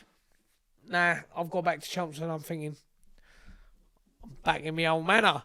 I know this place like the back of my hand. I know all the screws. This is going to be cushy. I'm going to get back into doing whatever the fuck I want. Nah, the whole regime had changed. Everything, the screws all fucking changed. Half of them were gone. And, like, the working day had completely changed. So it used to be like, so I'd be on reception. So I'd go there fucking all day, go back to myself, have lunch, go on there all night, all that. I used to be out myself forever. No, it changed. You had like an education class in the morning, and then you banged up all day. Really and you had gone from having, I used to get gym like every day in there. The screws used to come and get me. Tom, we've got a spare space. You want to come to the gym? I was like, sweet. Come and get me. This, not now, once a week. Longest 6 weeks of my fucking life. But a fucking stark reminder of, like, do you know what, I'm happy and I got my release out of a gate rather than just driving home in my own car from Holsey Bay. So it was bittersweet. You know, I got the release and I walked out, and it's one of my most watched videos on TikTok, actually, me walking out the fucking gates of Chelmsford, and what a mental feeling that was. And I'm like, right, blind him. Now all I've got to do is box. I just pick up my life and box. That's all I'm gonna do. So I'm straight in the gym, training my bollocks off. All that. I've contacted a manager, Steve Goodwin. He went, yeah, sweet, Tom, lovely. Gone to go to the British Boxing Border Control. They've turned around and went, nah, you ain't having a licence. They went, you're on licence, just come out of jail. Keep your nose clean for a couple of years, come back in a couple of years, go and box on another licence or whatever. I went, all right, sweet. So I've gone and boxed on a subsequent licence. At the time, it was called the Motor Boxing Commission. Boxed on them, had my first fight. Went on to watch Box Rec, like the record keeper of boxing. Yeah. Like, sweet. Had my next fight, and then knocked out this geezer from Ghana. I think, I'm fucking blind. then it's all come off a box rec. It's gone on there. 2 days later, it's come off box rec. So my first fight's on there, but the next one's gone. I'm like, what the fuck's going on here? So geezer who runs the organisation, basically, a geezer from not far from here, George Illiard. He boxed on a show, and he was boxing a Lithuanian geezer who'd been knocked out like a week or two before. So he's on a 28-day suspension. But they've let him box. So because of that, the EBU, European Boxing Union, have suspended, or they've just cancelled the professional status of the licence I was on. So I've ended up still on boxing on this fucking show. It's absolute Mickey Mouse, the biggest load of shit you've ever seen in your life. And I'm beating people. But because I'm boxing on it, I'm like, I want it to be real. I want it to be proper. So I've started promoting my own shows. And I'm bringing in real fighters. I'm bringing in people from South America, people from Africa that are on box rec. They're real pros and all that. And I've won titles. I won the British Masters title, the International Masters title, the WBF European, the WBF International. Like, still now, if you look on the World Boxing Foundation website, there's a picture of me like next to Roy Jones. And it's like, but none of it's on box rec. None of it fucking counts. It's like biggest load of bollocks ever. So I had to wait 6 years to get me to actually get my boxing border control licence. I ended up training at Hoddesdon with Coach Sablio, and it was like, it's going to finally happen. It's going to eventually happen. And I don't know what it was, but I knew that something was going to happen. I didn't know what, but I knew something was going to happen. I spoke to my manager. I've got a new manager now, Mo Pryor. And I spoke to him. I said, right, let's get the ball rolling. And I thought, right, something's going to happen. So I don't know what. And I'm in the motor with my mate Ryan A, and we're driving back from Oddbox, from training. And I don't know why, I never look at emails. I've probably got 1,000 on there. I don't fucking read emails. I just clicked on my emails. Boom, first one there, British Boxing Border Control.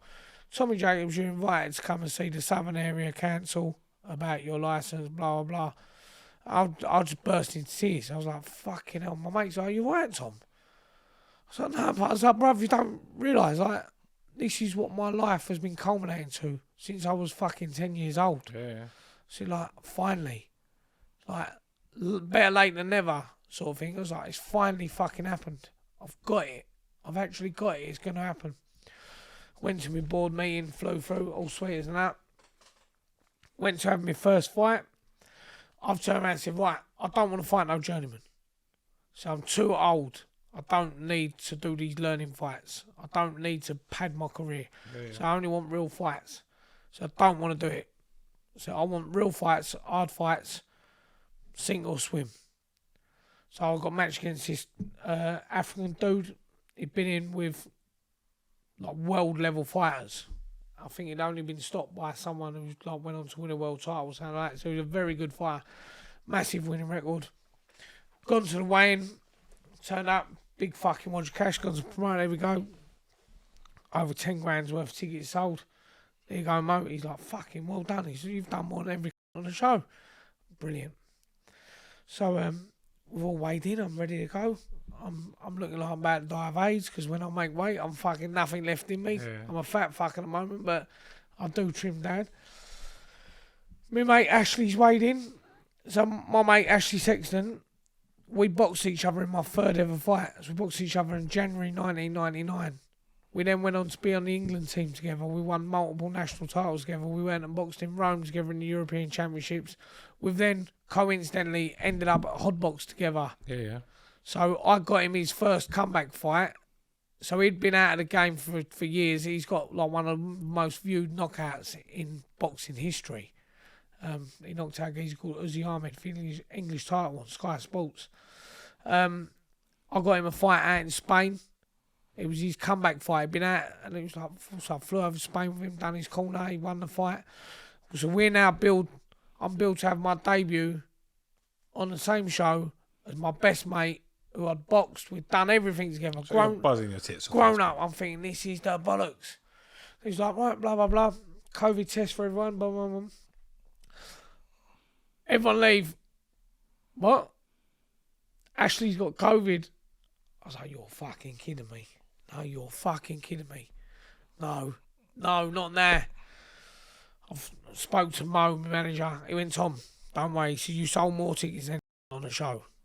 He's like, you're on next week instead. I went, all right, sweet.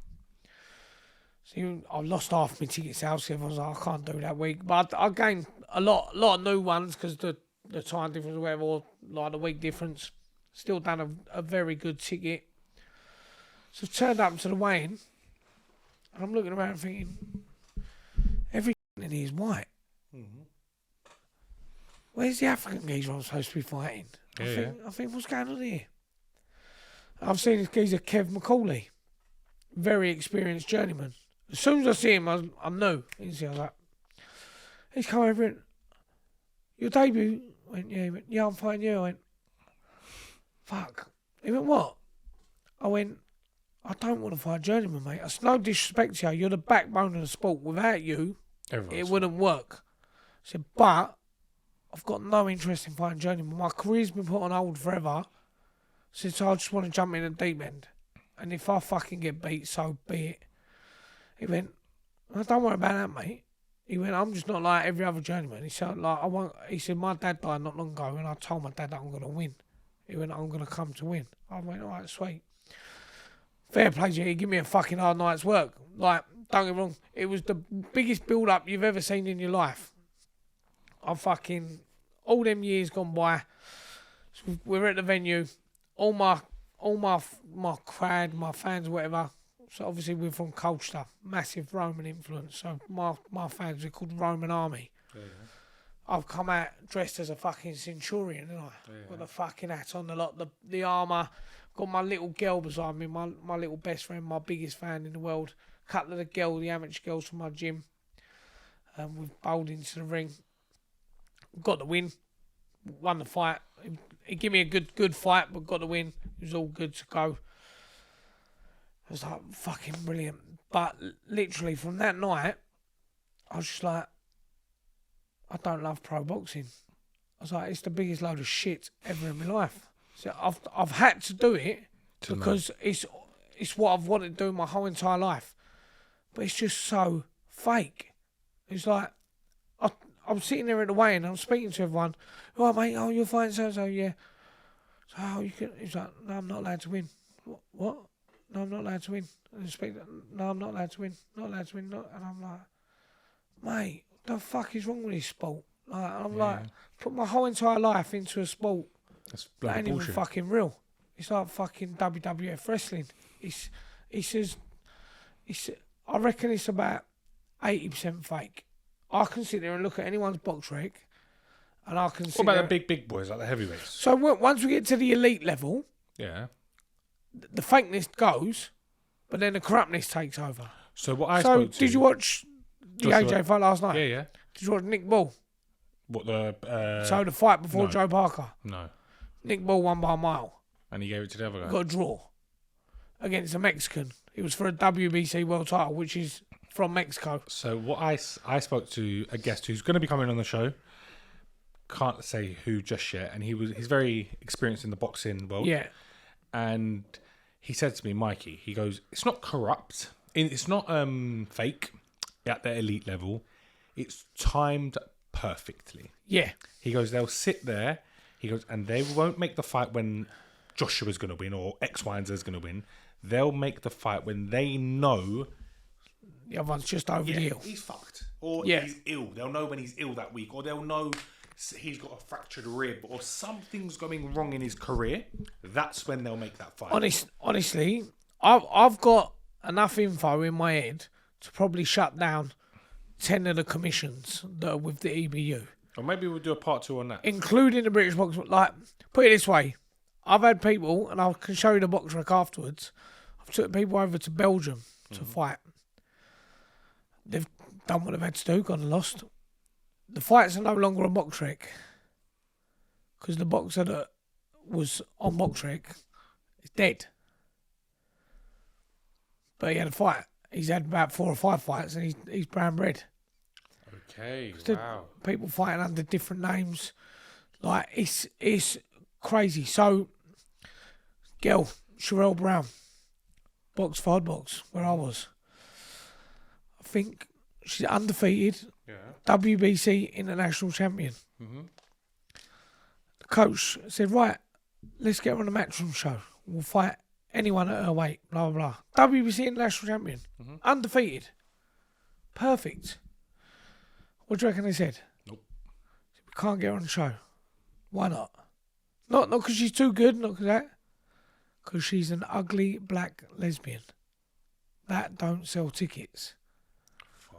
And you're like, wow. But if you're Shannon Courtney and Ebony Bridges turning up in lingerie, who ain't quite that level, Yeah, wow. then we can do it. But listen, at the end of the day, it's a money game. Let's cut the bullshit. Listen, We all know that. We all know it. Look. I promote my own shows. It's a bums on seat business. Yeah. I've now got TikTok fighters fighting on my show. People from TikTok come on, they box on the show. Because you know it sells tickets. Because if it sells tickets, it fucking works. Of course, it's exactly the same in the pro game. However, what shouldn't be the case is it like, I get that you have to sell tickets. I get that. However, if you're at that sort of elite level, the corruptness shouldn't go. So, I had a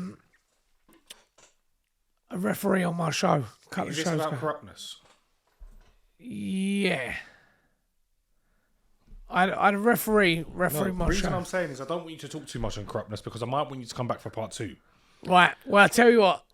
The stuff I can tell you on the part 2 is fucked up. So Well, listen, what I will say to the viewers, if you're watching this and you want him to come back for a part 2 and expose the boxing industry, it's what it is, boxing industry. you know what? I can expose it properly as well. All right, cool. What we'll say then is this: if this video gets 5,000 likes, we'll make it happen. Sounds That good gives to it me. that gives it a target and it shows us interest as well. Yeah. But listen, let's wrap up part 1 first Yeah, before we let's wrap dive up. into part 2. You finished your boxing. You realised you hated it and you was done. Well, I still carried on. So I still want to do it.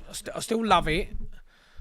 I know that I can win titles. I know that if I put my heart and soul into it, I can go and win titles. Mm-hmm. Like Billy Joe Saunders got me in to be a sparring partner for one of his world title fights.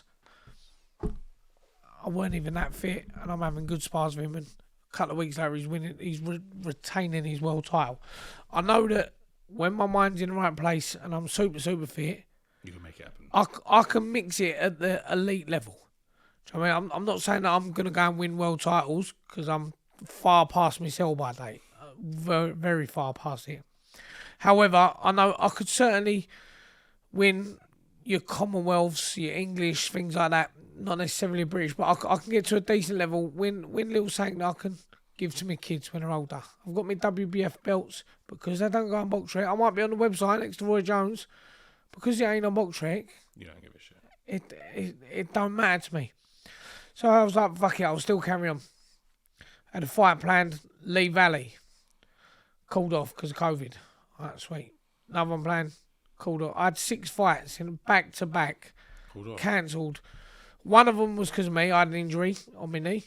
Couldn't be helped. But another 5 called off because of COVID, because of ticket sales, this, that and the other. So by the time I went to have my next actual fight that actually went through to happen, no one wanted to watch me anymore. Yeah. Because I've been drilling into people. I'm like, Fighting next week. I'm Fighting next week. the master of selling tickets, and I will drum it down everyone's throat, and I will be on social media, and every single person in my phone book will get 100 messages to the point they probably think I'm just going to buy a ticket to shut the up. Yeah. But it works. Unfortunately, in boxing, you've got to put as much into your ticket sales as you have to do your training. I probably put more into ticket sales than I did training. Got to this stage, no one's interested. Tom, we've bought tickets to the last 3. I'm like, yeah, I know, but you've had your money back. Yeah, but what about the hotel? What about the time off work? What about getting a babysitter? What about the fuck up, this and the other? No one's interested. So I've turned around and said, well, look, I'll just fight any. I will fight any. I don't care if I'm in the home corner, away corner, blah, blah, blah. Mm-hmm. So I got a fight against a lad called Billy Underwood. Bill got stopped by one of my mates in the amateurs. He's not a mug by any means. He's a good fighter. He's undefeated. So no one. I'm 2-0 at the time. I think he's 3-0, 4-0, something like that. No one takes fights like that. No one. And I'm like, yeah, fuck it, let's go. And I'm like, yeah, sweet, let's have it. I don't give a fuck. Like that's the kind of fights I want. I don't want to be playing around it. I've had a bit of grief with the then missus. Yep. So some tarts tried saying that she's pregnant from me. It weren't. I've given her a lump of dough. She was like, I'll have an abortion, but only if you give me $3,000. I've given 1,500 quid up front. Once she's had it done, I said, go fuck yourself. I'm like, it weren't my kid anyway, I don't give a fuck. I ain't have enough to do it. I've done it to get rid of the headache. But my missus at the time, my kid's mum, was giving me fucking hell. I was sparring at a box. My phone's ringing non-stop. My coach was like, Tom, can you stop? I'm like, no, I've got a fight coming up. I need to carry on. It got to fight day. I hadn't prepared for it at all. I had no business being anywhere near a fucking ring. My head weren't in the right place. I was fairly fit and all that. But when I should be backstage with my team, I'm in the hotel across the road arguing on the phone. I was like, look, I've got to go. Just fucking leave me alone. I put the phone down. I ran across the road. Said to me cut man, Jason Fielding, he was in Ngannou's corner last night. How do you know Jason? Jason's my pal. He's my cut man. Really? Yeah, Jason. So that's the guest who's coming on the show. Ah, yeah, Jason. Yeah, so he was in Ngannou's corner last night. He trains at my gym with me. Ah, yeah, Jason's like a good friend of mine. He's a good guy as well. He's a proper good guy.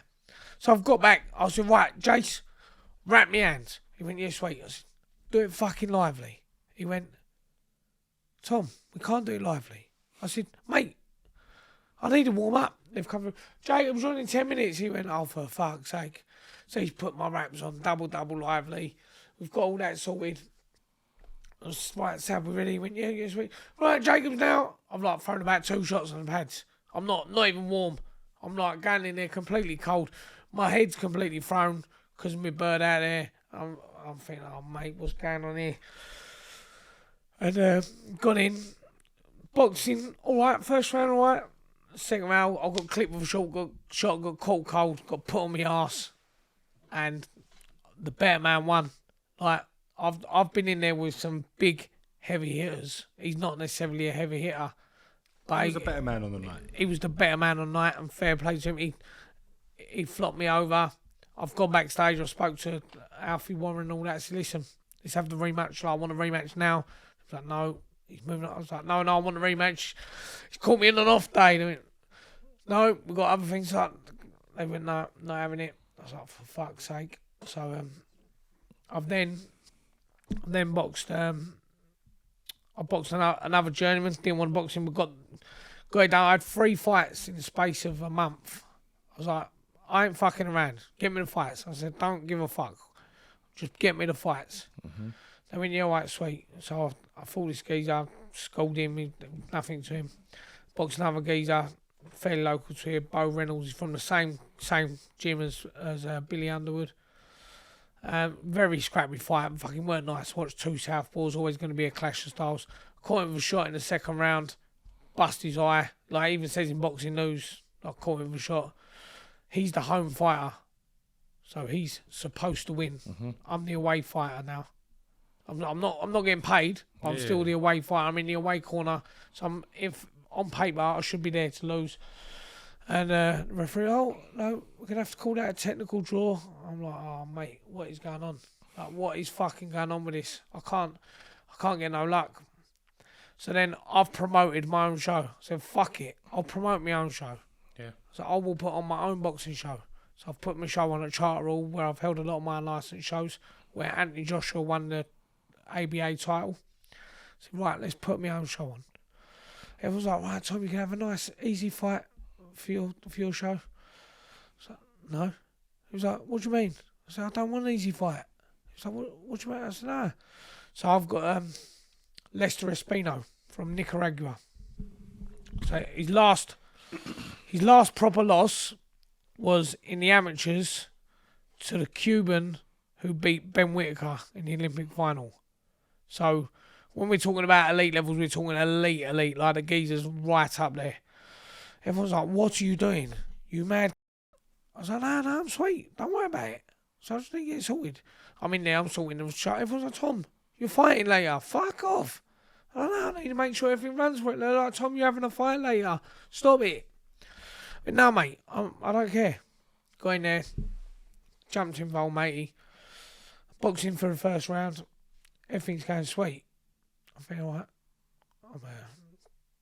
Picked him off effectively last round. Not much in the first round, but I won the first round. Yeah. Clearly, but he caught me with like a grazing shot across my chest. Mm-hmm.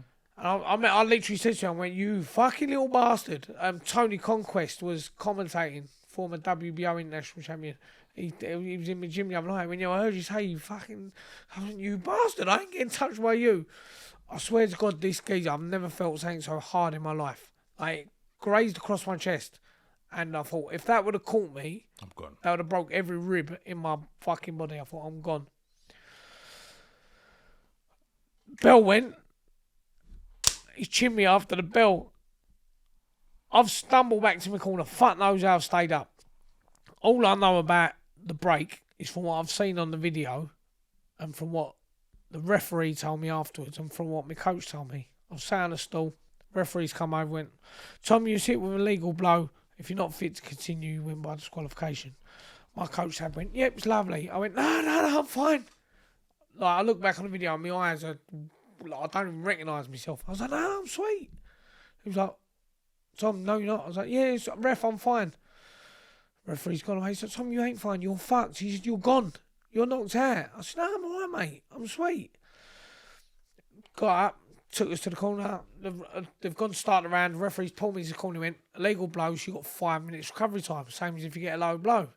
Took old mate. He took a point off him or whatever. Called time on the timekeeper. He's gone back to me. He went, right, you got 5 minutes now to recover. I went, no, I'm sweet, mate. He went, what? I went, yeah, I'm sweet. I'm good to go. Second, he went, all right, box. As soon as old mate, he takes me, I'm fucking asleep on the canvas, you know. Like, literally, I don't even remember it. Next thing I remember, he's been upstairs. My coach, Sam, who I love to be, said to me, he's the best coach in the fucking country, amateur or pro.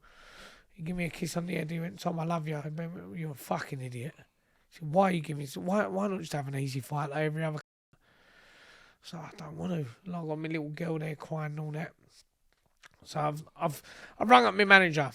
I went, Mo, right, let's be real. He went, what? I said, so if I beat him, I said, I'm going to jump up a couple of 100 places in the rankings. He went, yeah. I went, then what? He went, then you fight more people. I went, yeah, but who? I said, I'm going to jump up a couple of 100 places, but I'm not going to be anywhere near a fucking title. So it's what I'm going to have to pay some other to come and lose. He went, yeah, but like that's how it works, Tom. I said, so effectively what I've got to do is just keep selling my soul, selling tickets to go and pay for some to lose. Yeah. And he was like, well, yeah. Well, I can't do it, mate. He was like, what do you mean? I said, I've fallen out of love with it. I said, tell you what. I said, get me some fights in the other corner. He went, what? I said, I'll go on the road. I'll go and lose. He went, Tom, you're too good. You can win title. I said, I know.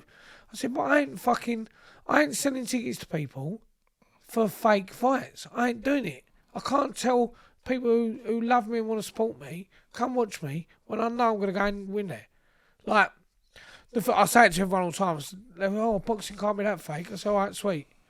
Next time there's show on at your call, go to the bookies, put a bet on. So what? I said, you can't. You can't bet on small hall boxing. It don't exist. Because they already know the outcome. Yeah. So what? He's went, all right. He matched me up with a few fights. They've all turning me down left, right and centre. They're all going, we can't do that. We can't fight him. He's too good. So yeah, but come and lose. They went, yeah, but you can't. You can't fight him. He's too good. What if he turns it on? Fight after fight, turned over, turned down. I'm now just getting fat, getting fed up. He's rung me up and went, Tom, I've got one for you. I went, all right, sweet. He went, but the coach is panicking. He knows you. Mm-hmm. So I won't say who the coach is because I don't want to fucking out him, but he's quite a high profile coach. He's rung me up and went, hello, Tom. You're fighting my fighter. I went, yeah. He went, he's shit. I went, oh. He went, yeah, like, you're fucking far too good for him. He's like, what, are you definitely doing this journeyman thing? I went, yes, yeah, I am. He went, no, Tom, you don't realise, like, he's shit, but he's off Love Island. Or fucking Sex on the Beach or one of them fucking programmes. I don't watch them. I can't be dealing with all that. He went, yeah, no, he's fucking dog shit, Tom. He ain't gonna go nowhere. But he sells a fuckload of tickets. We've got camera crews coming down. He's bringing celebrities to the show and all that. He went, Who was it? What's his fucking name now? His name's fucking just left me now. He'll come back to me in a minute.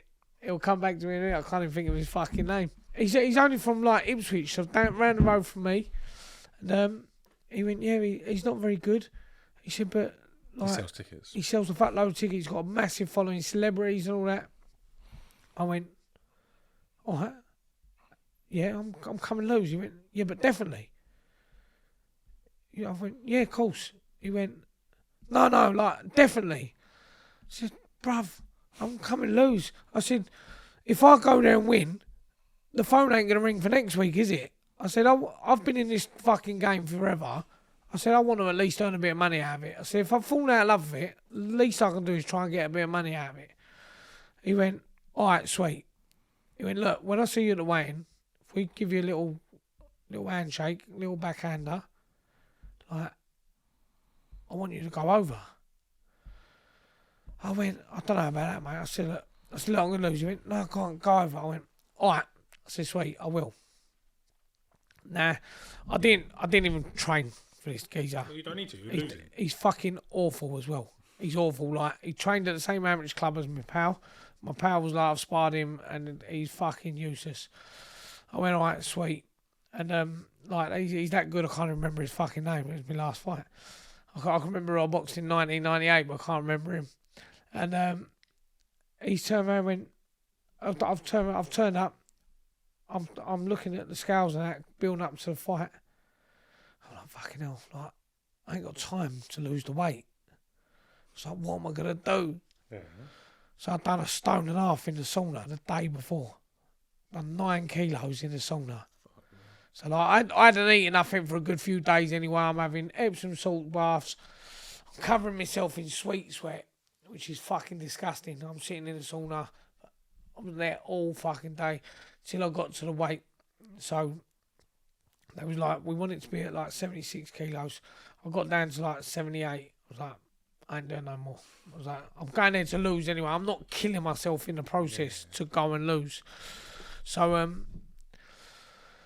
turned up to the weigh-in. Weighed in 78.1. He's weighed in. Blah, blah, blah.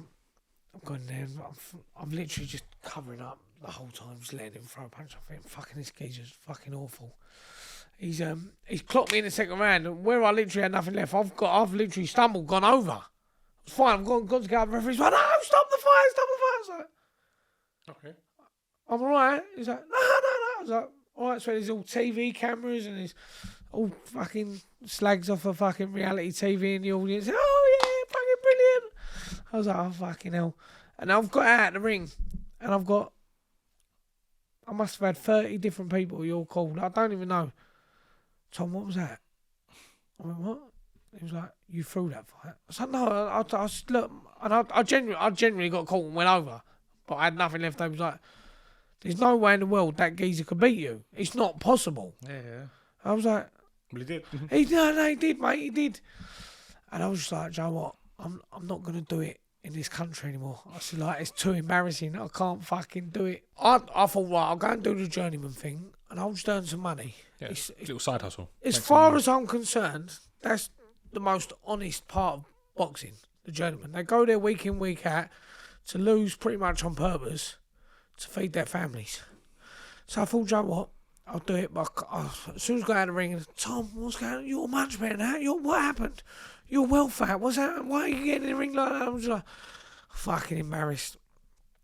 Anyway, I've got called up in front of the board of control. So they've turned around and went, right, we need to have a talk with you. So I go on. He was like, we're going to revoke your licence. I went, what for? They went, well, because in your first fight, you weighed in at 74 kilos. Mm-hmm. They went, your fight the other day, you weighed 81. I was like, yeah, whatever. Like, I'll be on caring now because I'm thinking I'm fighting abroad. Anyway, I don't give a fuck. I'll get a foreign licence. I'll get you a foreign licence for €30 and I could turn anyone, give me enough money, I'll turn anyone to a world championship level fighter on paper. Yeah. And get him to that level. And so a couple of days later, my manager rang me up and went, Tom, they're fucked up. I went, what do you mean? He went, well, he said, in the meeting they said you weighed 80 odd kilos. I was like, yeah, I know, I didn't. Yeah. He went, I know. So on my box rec, I think it says I weighed like 81 kilos or something. And he went, you didn't weigh that. He said, I was there at the weigh-in. He was like, you was 78.1. I went, yeah, I know. He went, well, I can get your licence back and all that. I was like, I'm beyond it, mate. I don't give a fuck. Yeah. And he went, but Tom, like, if you don't want to go and win the titles, you can earn some serious money jumping on the road. He said, you got a big name, big amateur pedigree. This, that. I said, I'm not interested in this country. Well, all right, sweet. So I'm now licensed with the New Jersey State Commission. I've never wanted to go to America. One place I've wanted to go in America is New Jersey. I fucking love The Sopranos. Mm-hmm. And I thought, that's the only place I want to go. England, America to me is just like a bigger shit version of England. Yeah, that's how I see it. And I was like, I'll go there though, because I just want to go where The Sopranos was. I'm fucking obsessed with it. So I had this fight. I'm supposed to be fighting today in Newark, New Jersey. They matched me against Paul Bamba. Why are you not? So first of all, match against Paul Bamba, he was supposed to fight Tommy Fury. Okay. I was like, I've looked at him, I was like, what, am I allowed to win? He was like, yeah, man, we won proper real fights. I'm like, fucking lovely. I thought, I'll smash that geezer all over the place. He's absolutely fucking useless. And then they've turned around and went, no, he don't want to fight you. You're too good. I went, all right. So they matched me against some other geezer. He's like, 10 wins with 7 knockouts. He's had 1 loss. I went, all right, sweet, yeah, I'll do it, I don't care. They went, but look, if you lose to him, then you can fight Paul Bamba in June. I went, lovely. So we're all ready to go. The tickets have been bought. Mm-hmm. The contracts are signed. Got all the contracts on my phone. All signed to go. There's me and 2 other fighters. And then the geezer who runs what used to be the NBC, it's now called Bieber, the subsequent licence I was originally fighting on, he's fucking rung up the New Jersey Commission and went, all their credentials are fake. New Jersey State Commission went, listen, mate, if it ain't on box rec, we don't give a fuck because it ain't real. Mm-hmm. They went, yeah, but it is. They went, no, if you ain't on box rec, we don't care. And it's not real. What they do ain't real. And they went, but Jacobs has won WBF titles. They went, we can't have because he's not on box rec. So they've sent over a fucking photo of or they've sent over the World Boxing Foundation website. And you got fucking Roy Jones with his title and then me with 2 titles. So they've pulled the plug on it, going, these guys have got fake credentials and all that. So, like, last Saturday, I'm about a stone and a half lighter than this, ready to go. Like, yes, can't wait, going to go over there. I'm going to lose on purpose, but to build another fight, trip to America. I'm thinking, I can't get into America probably. But if I get over there on this, they'd give us the ESTA. Yeah. The ESTA was done. So I'm like, sweet, I get this done. I can take my kids to fucking Disney World. Yeah. And then they've turned around and went, because of what he said, like, can't be done. So that got cancelled. So I should be coming back from America tomorrow or next day, but obviously I'm not. Well, listen, it is what it is. Everything happens for a reason. Everything happens for a reason. If I was there, I wouldn't be here. And listen, truthfully, your story is madness. As much as we spoke a lot about boxing, yeah, there's a middle part of your story which is insane. Let's be honest. I think we didn't touch on how mad it was. The fact you went and axed the geezer in his head 3 times. The fact you could have been elite class boxer and you lost out on it because of that incident. The fact that you got a tattoo of a random kid on your neck that wasn't your kid. Yeah. When you look at this story in parts, it's mental. When you put it all in one big thing, it looks all wow, he was a normal guy. He had a bit of a tear up when he was younger. Now he's this. But when you actually look at each chapter individually, it's fucking insane. It's mad. And see, like, the whole prison time, there's some fucking mental stuff going on there as well. Don't worry, I'm bringing you back on part 2. Trust me. Listen, we've been talking 2.5 hours, yeah? I know, more, no one's going to fucking watch it. There's some sick stuff to tell that, a lot of people could probably lose their jobs. And no, what we'll do is definitely, I'll call it now. I'll say if any of the viewers enjoy this episode, leave some comments if you want to hear more about prison, more about boxing corruption, and you want to hear more about the corrupt side of the world, let us know. We'll get him on for part 2 and we'll make it happen. But listen, is there anything else you want to say? I think I'll fucking talk your ears off, innit? I Yeah, don't you really say fucking anything. have. Listen, my brother. Thank you for having me, Mikey. Thank you for coming on the show. Much appreciated. Hopefully we'll get a part 2 done. Guys, if you enjoyed that podcast, make sure you come back next time. Scroll down to the description. Follow him on all of his social media platforms. But listen, once again, thank you for watching. We'll see you again.